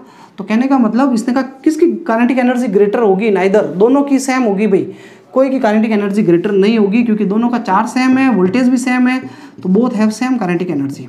ये इस क्वेश्चन का आंसर हो गया। ठीक है, ये फॉर्मूला लगाना, ये आप खुद भी यूं भी लगा सकते थे, नो डाउट, मुझे पता है अगर आप वो लैम्बडा वाला वो फॉर्मूला लेते तो उससे अटक जाते आप, है ना। तो मैं वही बार बार एक चीज़ कह रहा हूँ आपको, आप खुद थोड़ा सा अपना दिमाग यूज़ करें। वोल्टेज सेम दिया, काइनेटिक एनर्जी पूछ रहा है, वोल्टेज सेम दिया, वेवलेंथ पूछ रहा है, वोल्टेज सेम दिया, वेवलेंथ पूछ रहा है, तो मैंने लैम्बडा का फॉर्मूला लगा दिया वोल्टेज की टर्म में। मुझे काइनेटिक एनर्जी पूछ रहा है, वोल्टेज सेम दे रहा है, तो मैंने काइनेटिक एनर्जी का वोल्टेज की टर्म में फॉर्मूला लगा दिया। इतनी सी तो बात है। अब ये देखो, अगर ये प्रोटॉन, अगर पार्टिकल चेंज हो जाता है, एक प्रोटॉन हो जाता और एक न्यूट्रॉन हो जाता, तो बच्चों इसका आंसर अलग हो जाता। अगर हाँ, अब एक और चीज़ याद आ गई, एक प्रोटॉन एक फोटॉन हो जाता, तब ये आंसर नो डाउट और डिफरेंट हो जाता। तो यही मैं चलो बता देता हूँ आप लोगों को, आप नोट कर लेना है ना। ये अभी जो बताया इलेक्ट्रॉन और प्रोटॉन वाला, वो तो सेम होगा। एक क्वेश्चन बच्चों इसी तरीके से भी आ सकता है। देखो इस क्वेश्चन को मैं थोड़ा सा बहुत ही इंटरेस्टिंग क्वेश्चन बना रहा हूँ। पहले मैं ना, अब जैसे ये जो क्वेश्चन था अभी ये करवाया मैंने आपको जस्ट, इसमें ये मैं पूछने वाला था। अब ये सब दिन बातें अपने आप मैं खुद दिमाग से निकाल रहा हूँ, है ना, अपने आप आ रही है। तो मैं आपको ये बताने वाला था कि भाई एक प्रोटॉन और फोटॉन हैव सेम वेवलेंथ, दोनों की वेवलेंथ सेम है, लैम्बडा सेम है, विच हैज़ ग्रेटर काइनेटिक एनर्जी है मुकेश।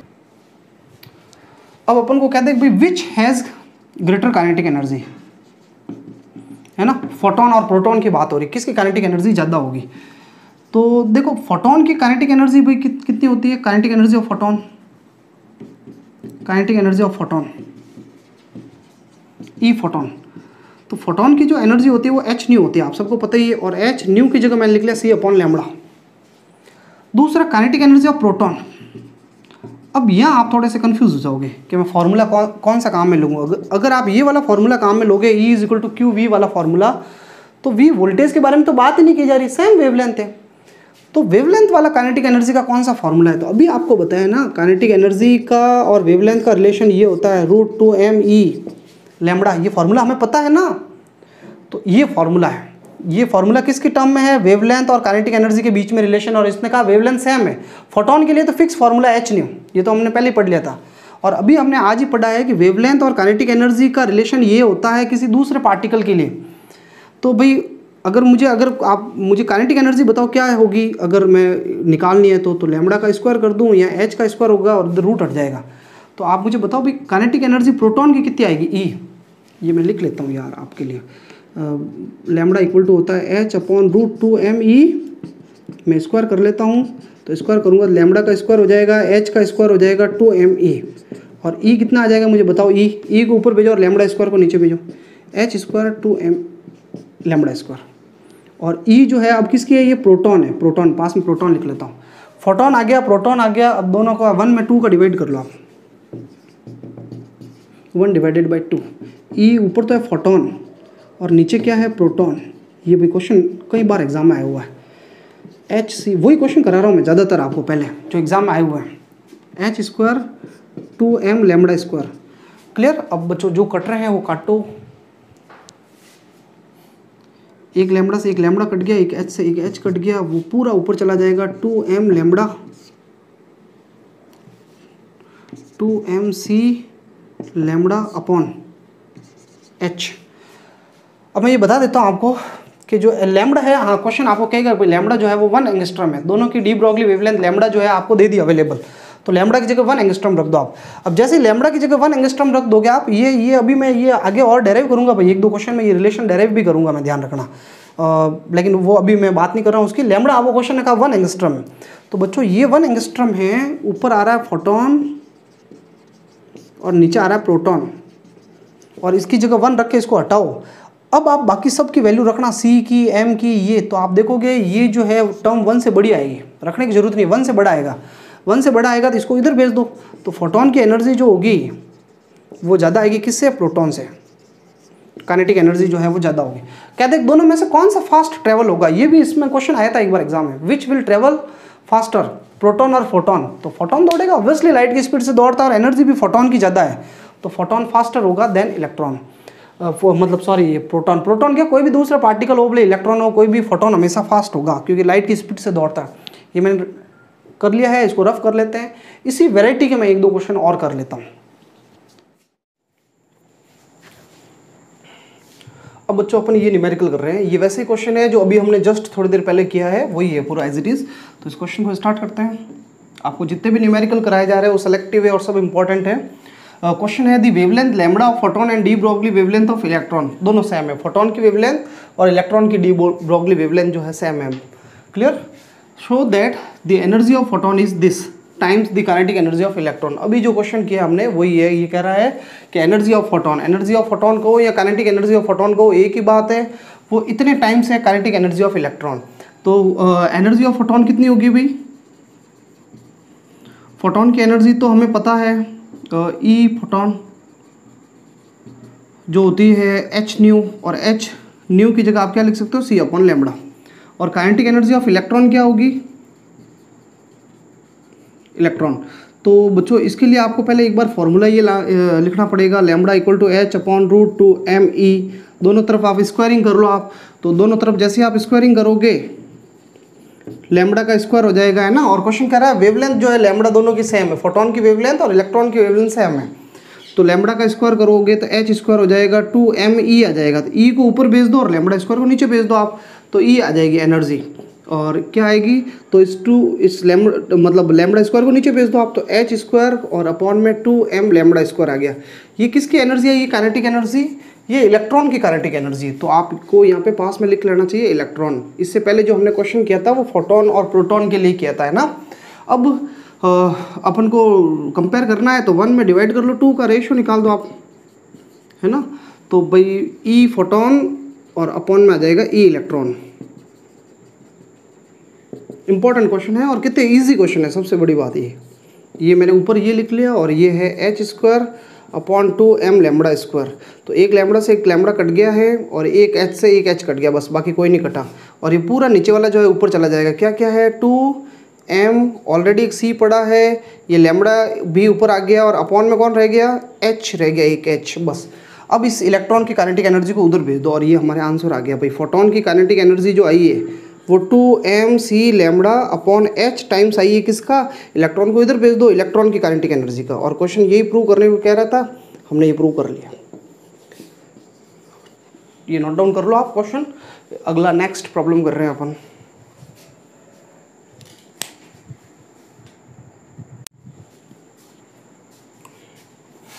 अब बच्चों अपन नेक्स्ट प्रॉब्लम कर रहे हैं, ये भी बहुत अच्छा क्वेश्चन है, पढ़ लेते हैं पहले इसको। X ray of wavelength lambda falls, X ray मतलब इलेक्ट्रोमैग्नेटिक वेव है, लाइट है जो फॉल हो रही है, falls on photosensitive surface emitting electron. X ray fall होकर के क्या एमिट कर रही है, इलेक्ट्रॉन फॉल कर रही है। Assuming that the work function is neglected, work function neglect है। Prove that de Broglie wavelength of electron is. अब क्वेश्चन कह रहा है डी ब्रॉगली वेवलेंथ निकालनी इलेक्ट्रॉन की, ये होगी। पहले मैं समझा देता हूँ ये क्वेश्चन कहना क्या चाह रहा है। क्वेश्चन कह रहा है कि भाई जैसे मेटल के अंदर इलेक्ट्रॉन है और इसके ऊपर एक्स रे गिर रही है, क्या गिर रही है, एक्स रेज। एक्स रे का मतलब हो गया फोटोन गिर रहा है, एक्स रे का जो है फोटोन, एनर्जी का फोटोन गिर रहा है। इस फोटोन की वेवलेंथ है लैम्बडा। तो इसके बारे में तो आप ऑलरेडी फोटो इलेक्ट्रिक इफेक्ट में पढ़ चुके हो। देखो ये एक लैम्बडा, ये एक वेवलेंथ है, जो लाइट गिर रही है उसकी वेवलेंथ है। अच्छा, ये लाइट जैसे गिरेगी तो इलेक्ट्रॉन लाइट एब्जॉर्ब करेगा, एब्जॉर्ब करके ये इलेक्ट्रॉन एमिट होगा, ये फोटो इलेक्ट्रॉन जो बाद में एमिट होगा और निकलेगा, ट्रेवल करेगा। जब ये इलेक्ट्रॉन बाहर निकल के ट्रेवल करेगा तो हमें पता है इसके अंदर काइनेटिक एनर्जी होगी। और डी ब्रॉगली कहता है कि जब भी कोई मोशन करता है चार्ज पार्टिकल तो उसके भी वेवलेंथ होती है, उसके साथ भी एक वेव एसोसिएटेड होती है जिसको हम कहते हैं डी ब्रॉगली वेव। तो एक्चुअली ये इस इलेक्ट्रॉन के पास हमें पता है कि मैक्सिमम काइनेटिक एनर्जी है, काइनेटिक एनर्जी, और इस काइनेटिक एनर्जी की वजह से ये दौड़ेगा। तो इसके दौड़ने की वजह से जो वेव जनरेट होगी, इस इलेक्ट्रॉन की मोशन की वजह से जो वेव प्रोड्यूस होगी, इलेक्ट्रॉन की मोशन की वजह से, उसको अपन कहेंगे डी ब्रॉगली वेवलेंथ लैम्बडा, और इसको अपन लैम्बडा ई से डिनोट करते हैं। तो क्वेश्चन हमें इन दोनों वेवलेंथ के बीच में रिलेशन पूछ रहा है। यहाँ दो वेवलेंथ काम में आ रही है, एक तो जो एक्सरे गिर रही है उसकी वेवलेंथ और एक जो इलेक्ट्रॉन चल रहा है उसकी वेवलेंथ। क्वेश्चन कह रहा है ये जो इलेक्ट्रॉन ट्रेवल करेगा इसकी वेवलेंथ ये निकालो, ये वेवलेंथ प्रूव करो कि ये होगी। तो मुझे पहले काइनेटिक एनर्जी निकालनी चाहिए और काइनेटिक एनर्जी इस इलेक्ट्रॉन की निकालनी है मुझे, तो मुझे पता है डी ब्रॉग ये फोटो इलेक्ट्रिक इक्वेशन काम में लेना पड़ेगा आइंस्टाइन का। तो बस यहीं से क्वेश्चन की स्टार्टिंग होगी भाई। आइंस्टाइन का फोटो इलेक्ट्रिक इक्वेशन क्या है आप बताओ? Photoelectric equation H nu minus nu not equal to क्या होता है? हाफ एम वी स्क्वायर होता है, half m v maximum square ये होता है ना, ये तो हमें पता है। इसको अंदर भेज दो भाई, h nu minus h nu not equal to half m v square को मैं काइनेटिक एनर्जी ई लिख लेता हूँ, या मैक्सिमम भी नहीं लगा रहा हूँ, लेकिन आपको समझना है काइनेटिक एनर्जी कौन सी है? मैक्सिमम। क्वेश्चन कह रहा है वर्क फंक्शन नेग्लिजिबल है। देखो आप assume that work function is neglected, यानी ये वर्क फंक्शन एच न्यू जो है ना इसको नेग्लेक्ट कर दो भाई। क्वेश्चन ने पहले ही हमें कह दिया कि एच न्यू नॉट मतलब वर्क फंक्शन फाई नॉट और इसको नेग्लेक्ट कर दो, टेंड्स टू 0, हटा दो इसको। तो मैं हटा दूंगा तो फिर ये मेरे इक्वेशन कैसा बन जाएगा? एच न्यू इक्वल टू ई बन जाएगा। अब मैं क्या कर रहा हूँ, एच न्यू की जगह मैं लिख लेता हूँ सी अपॉन लैम्बडा इक्वल टू ई हो गया। ये मेरे ई काइनेटिक एनर्जी आ गई। किसकी आ गई? उस इलेक्ट्रॉन की काइनेटिक एनर्जी आ गई। अब मुझे क्वेश्चन कह रहा है उस इलेक्ट्रॉन की डी ब्रॉगली वेवलेंथ भाई निकालो। तो मैंने काइनेटिक एनर्जी तो निकाल दी इलेक्ट्रॉन की। अब मैं बहुत इजी वे से फॉर्मूला लगा करके इलेक्ट्रॉन की वेवलेंथ निकाल सकता हूँ, लैम्बडा ई। तो मैं ये रफ कर रहा हूँ, आप साइड में बना देना भाई डायग्राम, ठीक है। और अब मैं जो रफ करके फिर लिख रहा हूँ वो इसके नीचे आगे कंटिन्यू लिखे, मैं इसको हटा देता हूँ। तो भाई डी ब्रॉगली वेवलेंथ क्या होती है इलेक्ट्रॉन की?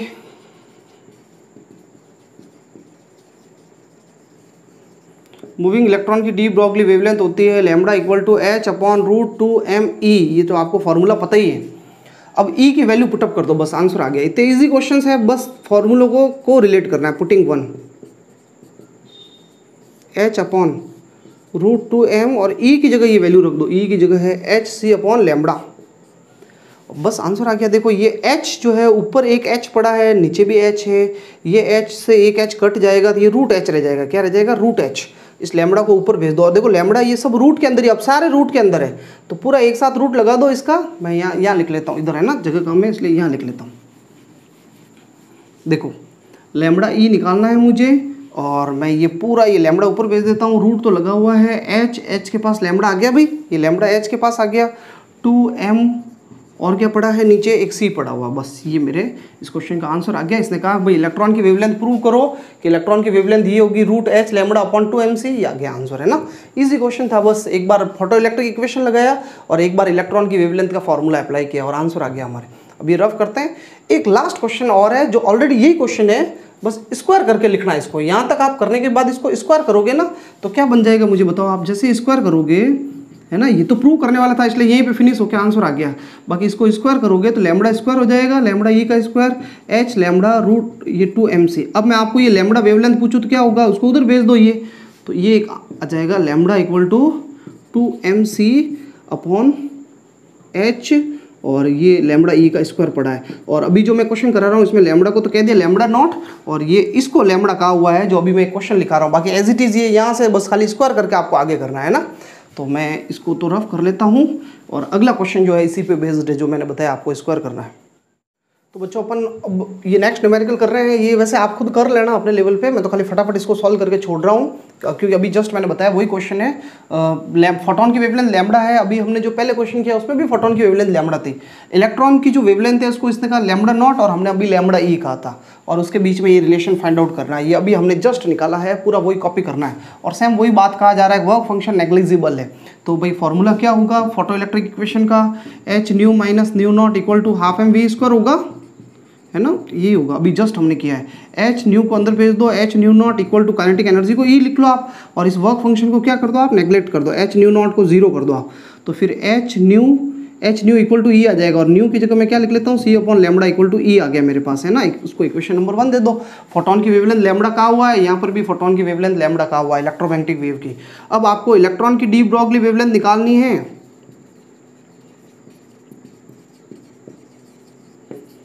लैम्बडा ई, तो लैम्बडा ई को इसने क्वेश्चन में लैम्बडा नॉट कह दिया है तो क्या फॉर्मूला होगा? H upon root 2mE। तो ई की वैल्यू रख दो, बस आ गया आंसर। मैं नहीं कर दिया इस क्वेश्चन को पूरे को। 2mE की जगह मैं लिख लेता हूँ एच सी अपॉन लैम्बडा, दोनों साइड में स्क्वायर कर लो आप। तो ये लैम्बडा नॉट का स्क्वायर हो जाएगा, एच का स्क्वायर हो जाएगा और ये पूरा रूट हट जाएगा 2mHc अपॉन लैम्बडा। है ना। एक एस से एच कट गया, ये लैम्बडा इधर चला गया, ये आंसर आ गया।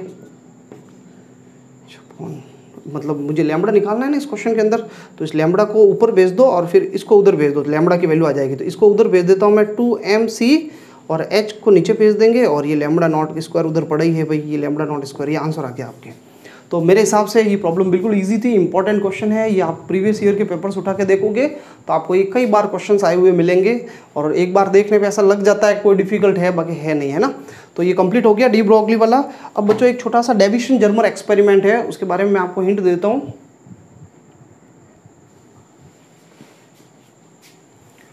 देखो बच्चों एक एक्सपेरिमेंट है डेविसन जर्मर एक्सपेरिमेंट।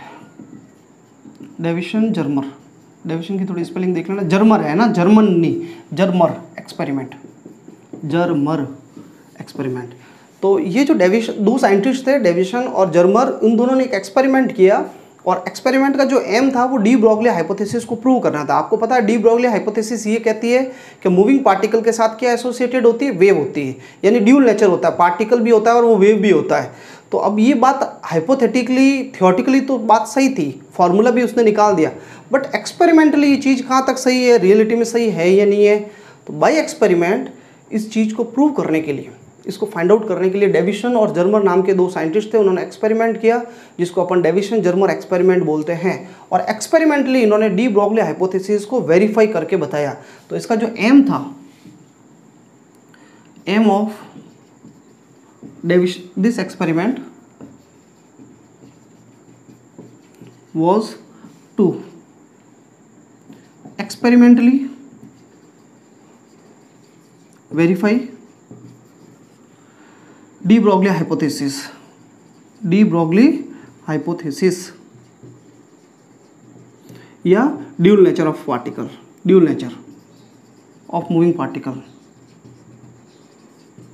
ये करना है ना। एग्जाम में एक नंबर का क्वेश्चन जैसे आ जाता है कि भाई right the name of experiment which so the dual nature of moving particle, experiment का नाम बताओ, तो डेविसन जर्मर एक्सपेरिमेंट। इसका एम क्या था, ये एक्सपेरिमेंट का एम था जो ड्यूल नेचर को वेरीफाई करना। अब ये एक्सपेरिमेंट जो इन्होंने किया था डी ब्रोगली, डेविसन और जर्मर ने, वो डी ब्रोगली की हाइपोथेसिस को प्रूव करना था, उसके फॉर्मूले को चेक करना था कि वो सही है कि नहीं। तो जब इन्होंने एक्सपेरिमेंट किया तो इन्होंने जो पूरा एक्सपेरिमेंट किया था वो इलेक्ट्रॉन के ऊपर किया था। देखो एक थोड़ा सा आपको दिमाग में रखना है कि भाई जो इलेक्ट्रोमैग्नेटिक वेव होती है, एक्स रे की वेवलेंथ जो होती है वो 1 एंगस्ट्रॉम के आसपास होती है, और जो मूविंग इलेक्ट्रॉन होता है उसकी जो वेवलेंथ होती है वो भी 1 एंगस्ट्रॉम के आसपास होती है, यानी दोनों की ऑर्डर सेम होता है वेवलेंथ, इलेक्ट्रॉन की और एक्स-रे की। और एक्स-रे जब किसी क्रिस्टल के ऊपर टकराती है तो टकरा करके वो स्कैटर्ड हो जाती है, डिफ्रैक्टेड हो जाती है, टकरा करके मुड़ जाती है एक्स-रे। तो भाई डेविसन जर्मर ने सोचा कि अगर एक्स-रे मुड़ सकती है तो फिर इलेक्ट्रॉन भी टकरा के मुड़ेगा, और इलेक्ट्रॉन भी डिफ्रैक्शन की प्रॉपर्टी शो करेगा। तो इलेक्ट्रॉन में भी अगर स्कैटरिंग हो जाती है, डिफ्रैक्शन शो करता है, तो ये वेरीफाई हो जाएगा कि जो ये एक्स-रे यानी ये वेव है, जो वेव जो नेचर शो कर रही है वो एक इलेक्ट्रॉन भी वही नेचर शो करेगा।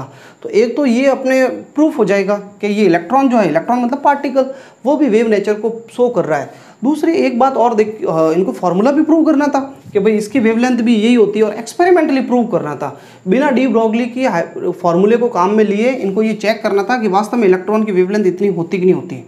तो इसके लिए उन्होंने जो एक्सपेरिमेंटल सेटअप किया वो क्या था मैं बता देता हूँ आपको, एक बार आप ये लिख लेना। अब अपन हेडिंग डाल देते हैं एक्सपेरिमेंटल सेटअप।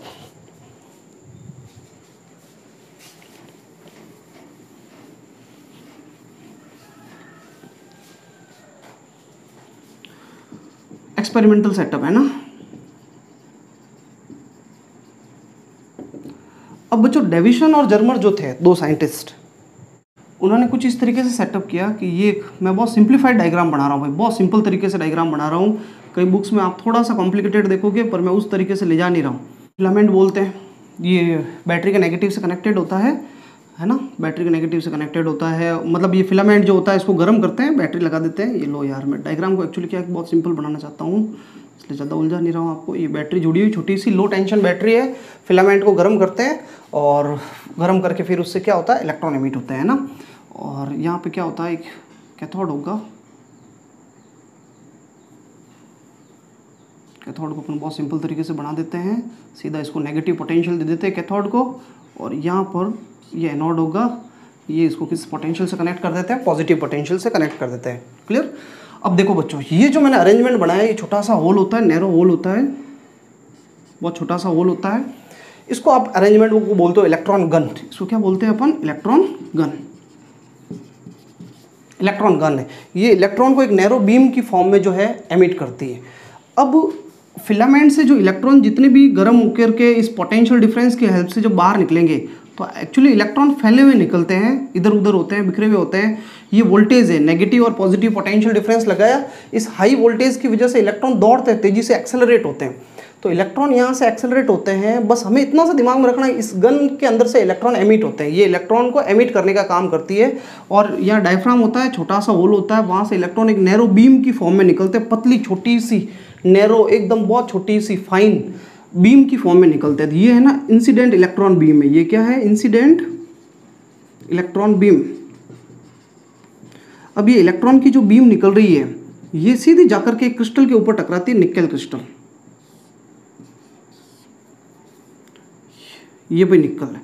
निकल क्यों लिया है? क्योंकि निकल के क्रिस्टल के अंदर जो पार्टिकल्स अरेंज होते हैं वो डिफ्रैक्शन के लिए सुटेबल होते हैं, बहुत इजीली डिफ्रैक्शन शो करते हैं। तो निकल क्रिस्टल से टकराए, ये निकल क्रिस्टल है ना।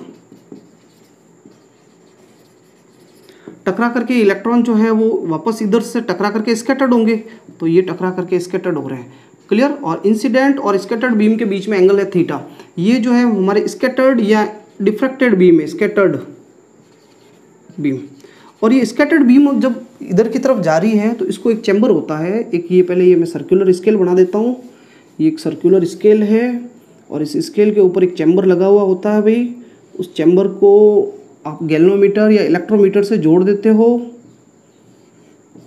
ये ग्राउंडेड है ना, इसको नाम दे दिया मैंने इलेक्ट्रोमीटर या गैल्वेनोमीटर। इसका काम है करंट को मेजर करना। ये जो है ये सर्कुलर स्केल है, इसके ऊपर ये चैम्बर घूमता रहता है और ये पूरा आयोनाइजेशन चैम्बर है, इसमें गैस भरी हुई होती है। ये है आपका आयोनाइजेशन चैम्बर। तो इस तरीके से ये एक्सपेरिमेंटल सेटअप है पूरा। तो ये जो एक्सपेरिमेंटल सेटअप है shown in figure, the experimental, ये मैं साइड में थोड़ा सा लिख लेता हूँ। The experimental setup shown in figure,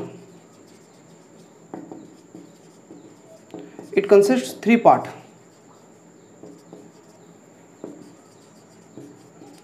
तीन पार्ट्स होते हैं। कौन कौन से? सबसे पहला पार्ट है भाई electron gun. Electron gun, electron gun का काम क्या होता है? It emits electron in form of narrow beam. It, आप लिख सकते हो, it emits electrons in form of narrow beam. Narrow beam. Second part, अच्छा, which incident on nickel crystal, which incident on nickel crystal, Ni crystal. छोटी सी language लिखनी, ज़्यादा कोई बड़ी नहीं लिखनी। सेकेंड पार्ट क्या होता है भाई? Nickel crystal. सेकेंड पार्ट लिख लो आप, सेकेंड पार्ट होता है nickel crystal. Clear? Third part क्या होगा? Ionisation chamber. पार्ट नंबर 3 भी लिख लेना आप, आयोनाइजेशन चैम्बर। और आयोनाइजेशन चैम्बर के बारे में लिखना, it contains gas and used to detect the intensity of incident beam. Intensity जो है उसको पता करने के लिए काम में आता है। Clear? It is connected with electrometer. With the help of electrometer we can measure the amount of current. इसकी हेल्प से अपन करंट के अमाउंट को मेजर कर सकते हैं। तो तीसरा हो गया आयोनाइजेशन चैम्बर। फोर्थ नंबर होता है circular scale. Clear? Fourth number part खाली नाम लिख लेना उसका, सर्कुलर स्केल। ये 4 पार्ट होते हैं, मैंने चारों के बारे में बता दिया। आप इन चारों के बारे में लिख लेना एक बार जो मैंने बोला है। वर्किंग, वर्किंग में आप खाली 2-4 लाइनें लिख सकते हो, जो जैसे मैं बोल रहा हूँ। वर्किंग में आप लिखना, when the beam emitted from electron gun strike on the nickel crystal then it get diffracted. Diffracted की जगह आप स्कैटर्ड भी लिख सकते हो। The scattered beam enters in the ionisation chamber which produces ions. The flow of ions through the electrometer gives the electric current. With the help of electric current we measure the intensity of scattered beam, intensity of scattered beam। ये आप language भाई लिख लो इतनी सी जो मैंने बोली है। वापस वीडियो को पीछे चला करके एक बार आप लैंग्वेज ये पूरी लिख लेना है ना, इसमें ज़्यादा टाइम खराब नहीं करते हैं।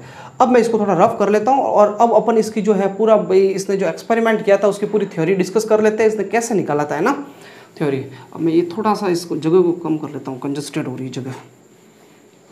ये एंगल जो है फाई कह देता हूँ इसको, स्कैटरिंग एंगल थीटा है और फाई सरफेस के साथ बीम का एंगल है जिसको एंगल ऑफ ग्लांसिंग कहते हैं। क्या कहते हैं? Angle of glancing. तो अब अपन इससे रिलेटेड थ्योरी लिख लेते हैं। अब बच्चों देखो, डेविसन और जर्मर ने क्या किया, कुछ पोलर ग्राफ्स प्लॉट किए। Davisson and Germer plotted some polar graphs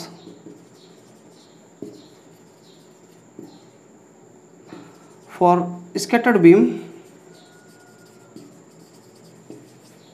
by keeping at different constant accelerating voltage। उसने कुछ पोलर ग्राफ खींचा, अभी मैं बता रहा हूँ इसके बारे में, बस आप लिखो। और इसके नीचे अब डबल इन्वर्टेड कॉमा लगा करके लिखना, इसके नीचे डबल इन्वर्टेड कॉमा लगा करके लिखना, they found that the intensity of scattered beam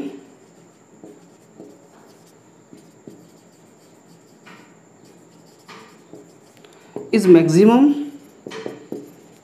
eight 54 volt at accelerating voltage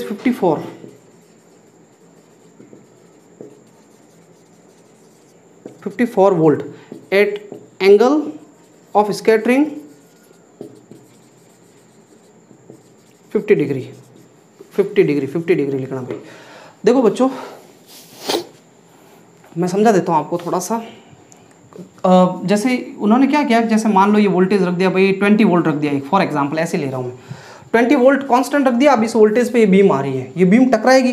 अभी बीम टकरा करके ये किधर, इधर भी जा सकती है, मुझे थोड़ी पता, कोई आंखों से तो दिखती नहीं। बीम मान लो इधर चली गई, या इधर भी जा रही होगी, या इधर जा रही होगी, कहीं किसी एक तरफ जा रही होगी, मुझे नहीं पता किधर जा रही है।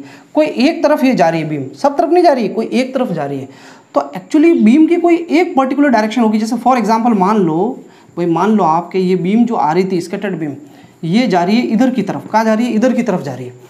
अब मुझे तो दिख नहीं रहा है भाई बीम किधर जा रही है, स्कैटर्ड बीम आंखों से तो दिखेगी नहीं आपको। तो आप क्या करोगे, आयनाइजेशन चैम्बर को, अभी आयनाइजेशन चैम्बर मान लो यहाँ है आपका, तो यहाँ रखोगे तो यहाँ कोई बीम अंदर आ ही नहीं रही है, एंड आयनाइजेशन चैम्बर में तो बीम ही नहीं आएगी। जब इलेक्ट्रॉन की बीम ही नहीं आएंगी तो इस आयनाइजेशन चैम्बर के अंदर कोई आयन से नहीं बनेंगे, क्योंकि इलेक्ट्रॉन इन एटम से, मॉलिक्यूल से टकरा के आयंस बनाएंगे, और आयंस की वजह से करंट फ्लो होगी। क्या फ्लो होगी? करंट। तो मैं ये कहना चाहता हूँ आपको कि जब करंट फ्लो होगी भाई, तो मैं ये कहना चाहता हूँ आप लोगों को कि जब आपके इस आयनाइजेशन चैम्बर की वजह से जब करंट फ्लो होगी तो आपको पता चलेगा कि हाँ भाई इधर की तरफ बीम आ रही है। तो जब आप इधर रखोगे तो इधर तो कोई बीम है ही नहीं, तो इधर बीम ही नहीं है, तो इधर बीम चैम्बर में एंटर ही नहीं करेगी, तो आयन से नहीं बनेंगे। तो आपके इलेक्ट्रोमीटर की रीडिंग जो है वो 0 आएगी या बहुत कम होगी, क्योंकि कुछ हो सकता है थोड़े बहुत इलेक्ट्रॉन आ भी जाए इधर, पर बहुत कम होगी।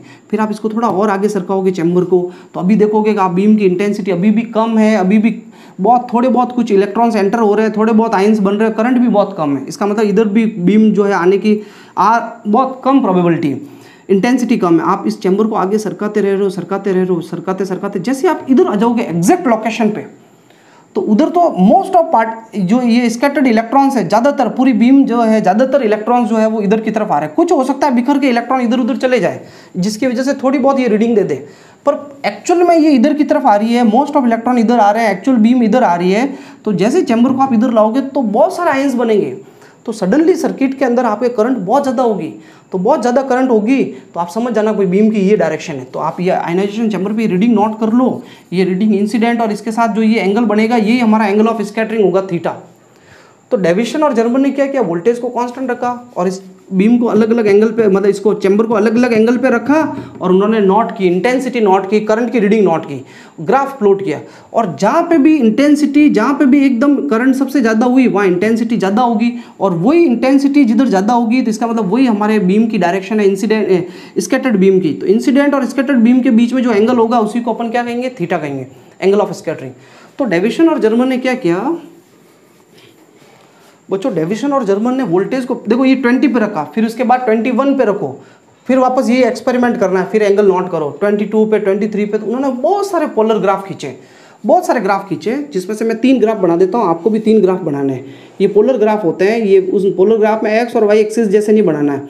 ये मेरे जो लाइन है वो इंसिडेंट बीम की डायरेक्शन बता रही है, इंसिडेंट बीम।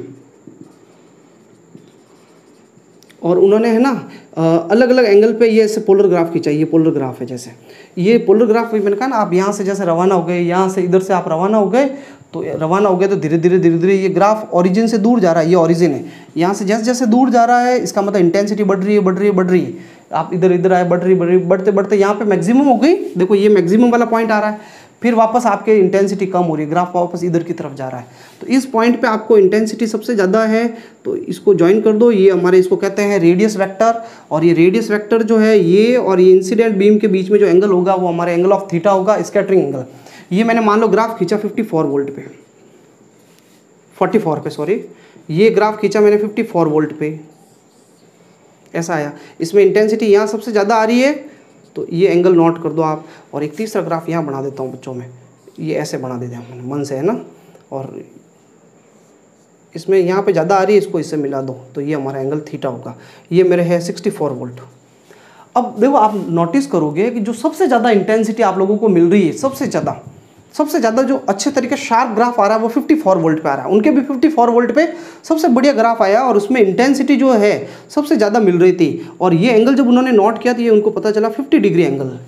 तो इस ग्राफ को उन्होंने अपनी स्टडी के लिए चूज़ कर लिया, इस ग्राफ को उन्होंने ले लिया। जो अभी मैंने आपको डबल इन्वर्टेड कॉलम लिखा है ना, वो इसी के बारे में था। तो कुल मिला के मुझे पता चल गया मेरे थीटा की वैल्यू 50 डिग्री और वोल्टेज मुझे कितना लेना है 54। अब मैं इसको रफ करता हूँ, आप ये ग्राफ बना दे तीनों। नीचे अपन एक ब्रेक इक्वेशन ले रहे हैं।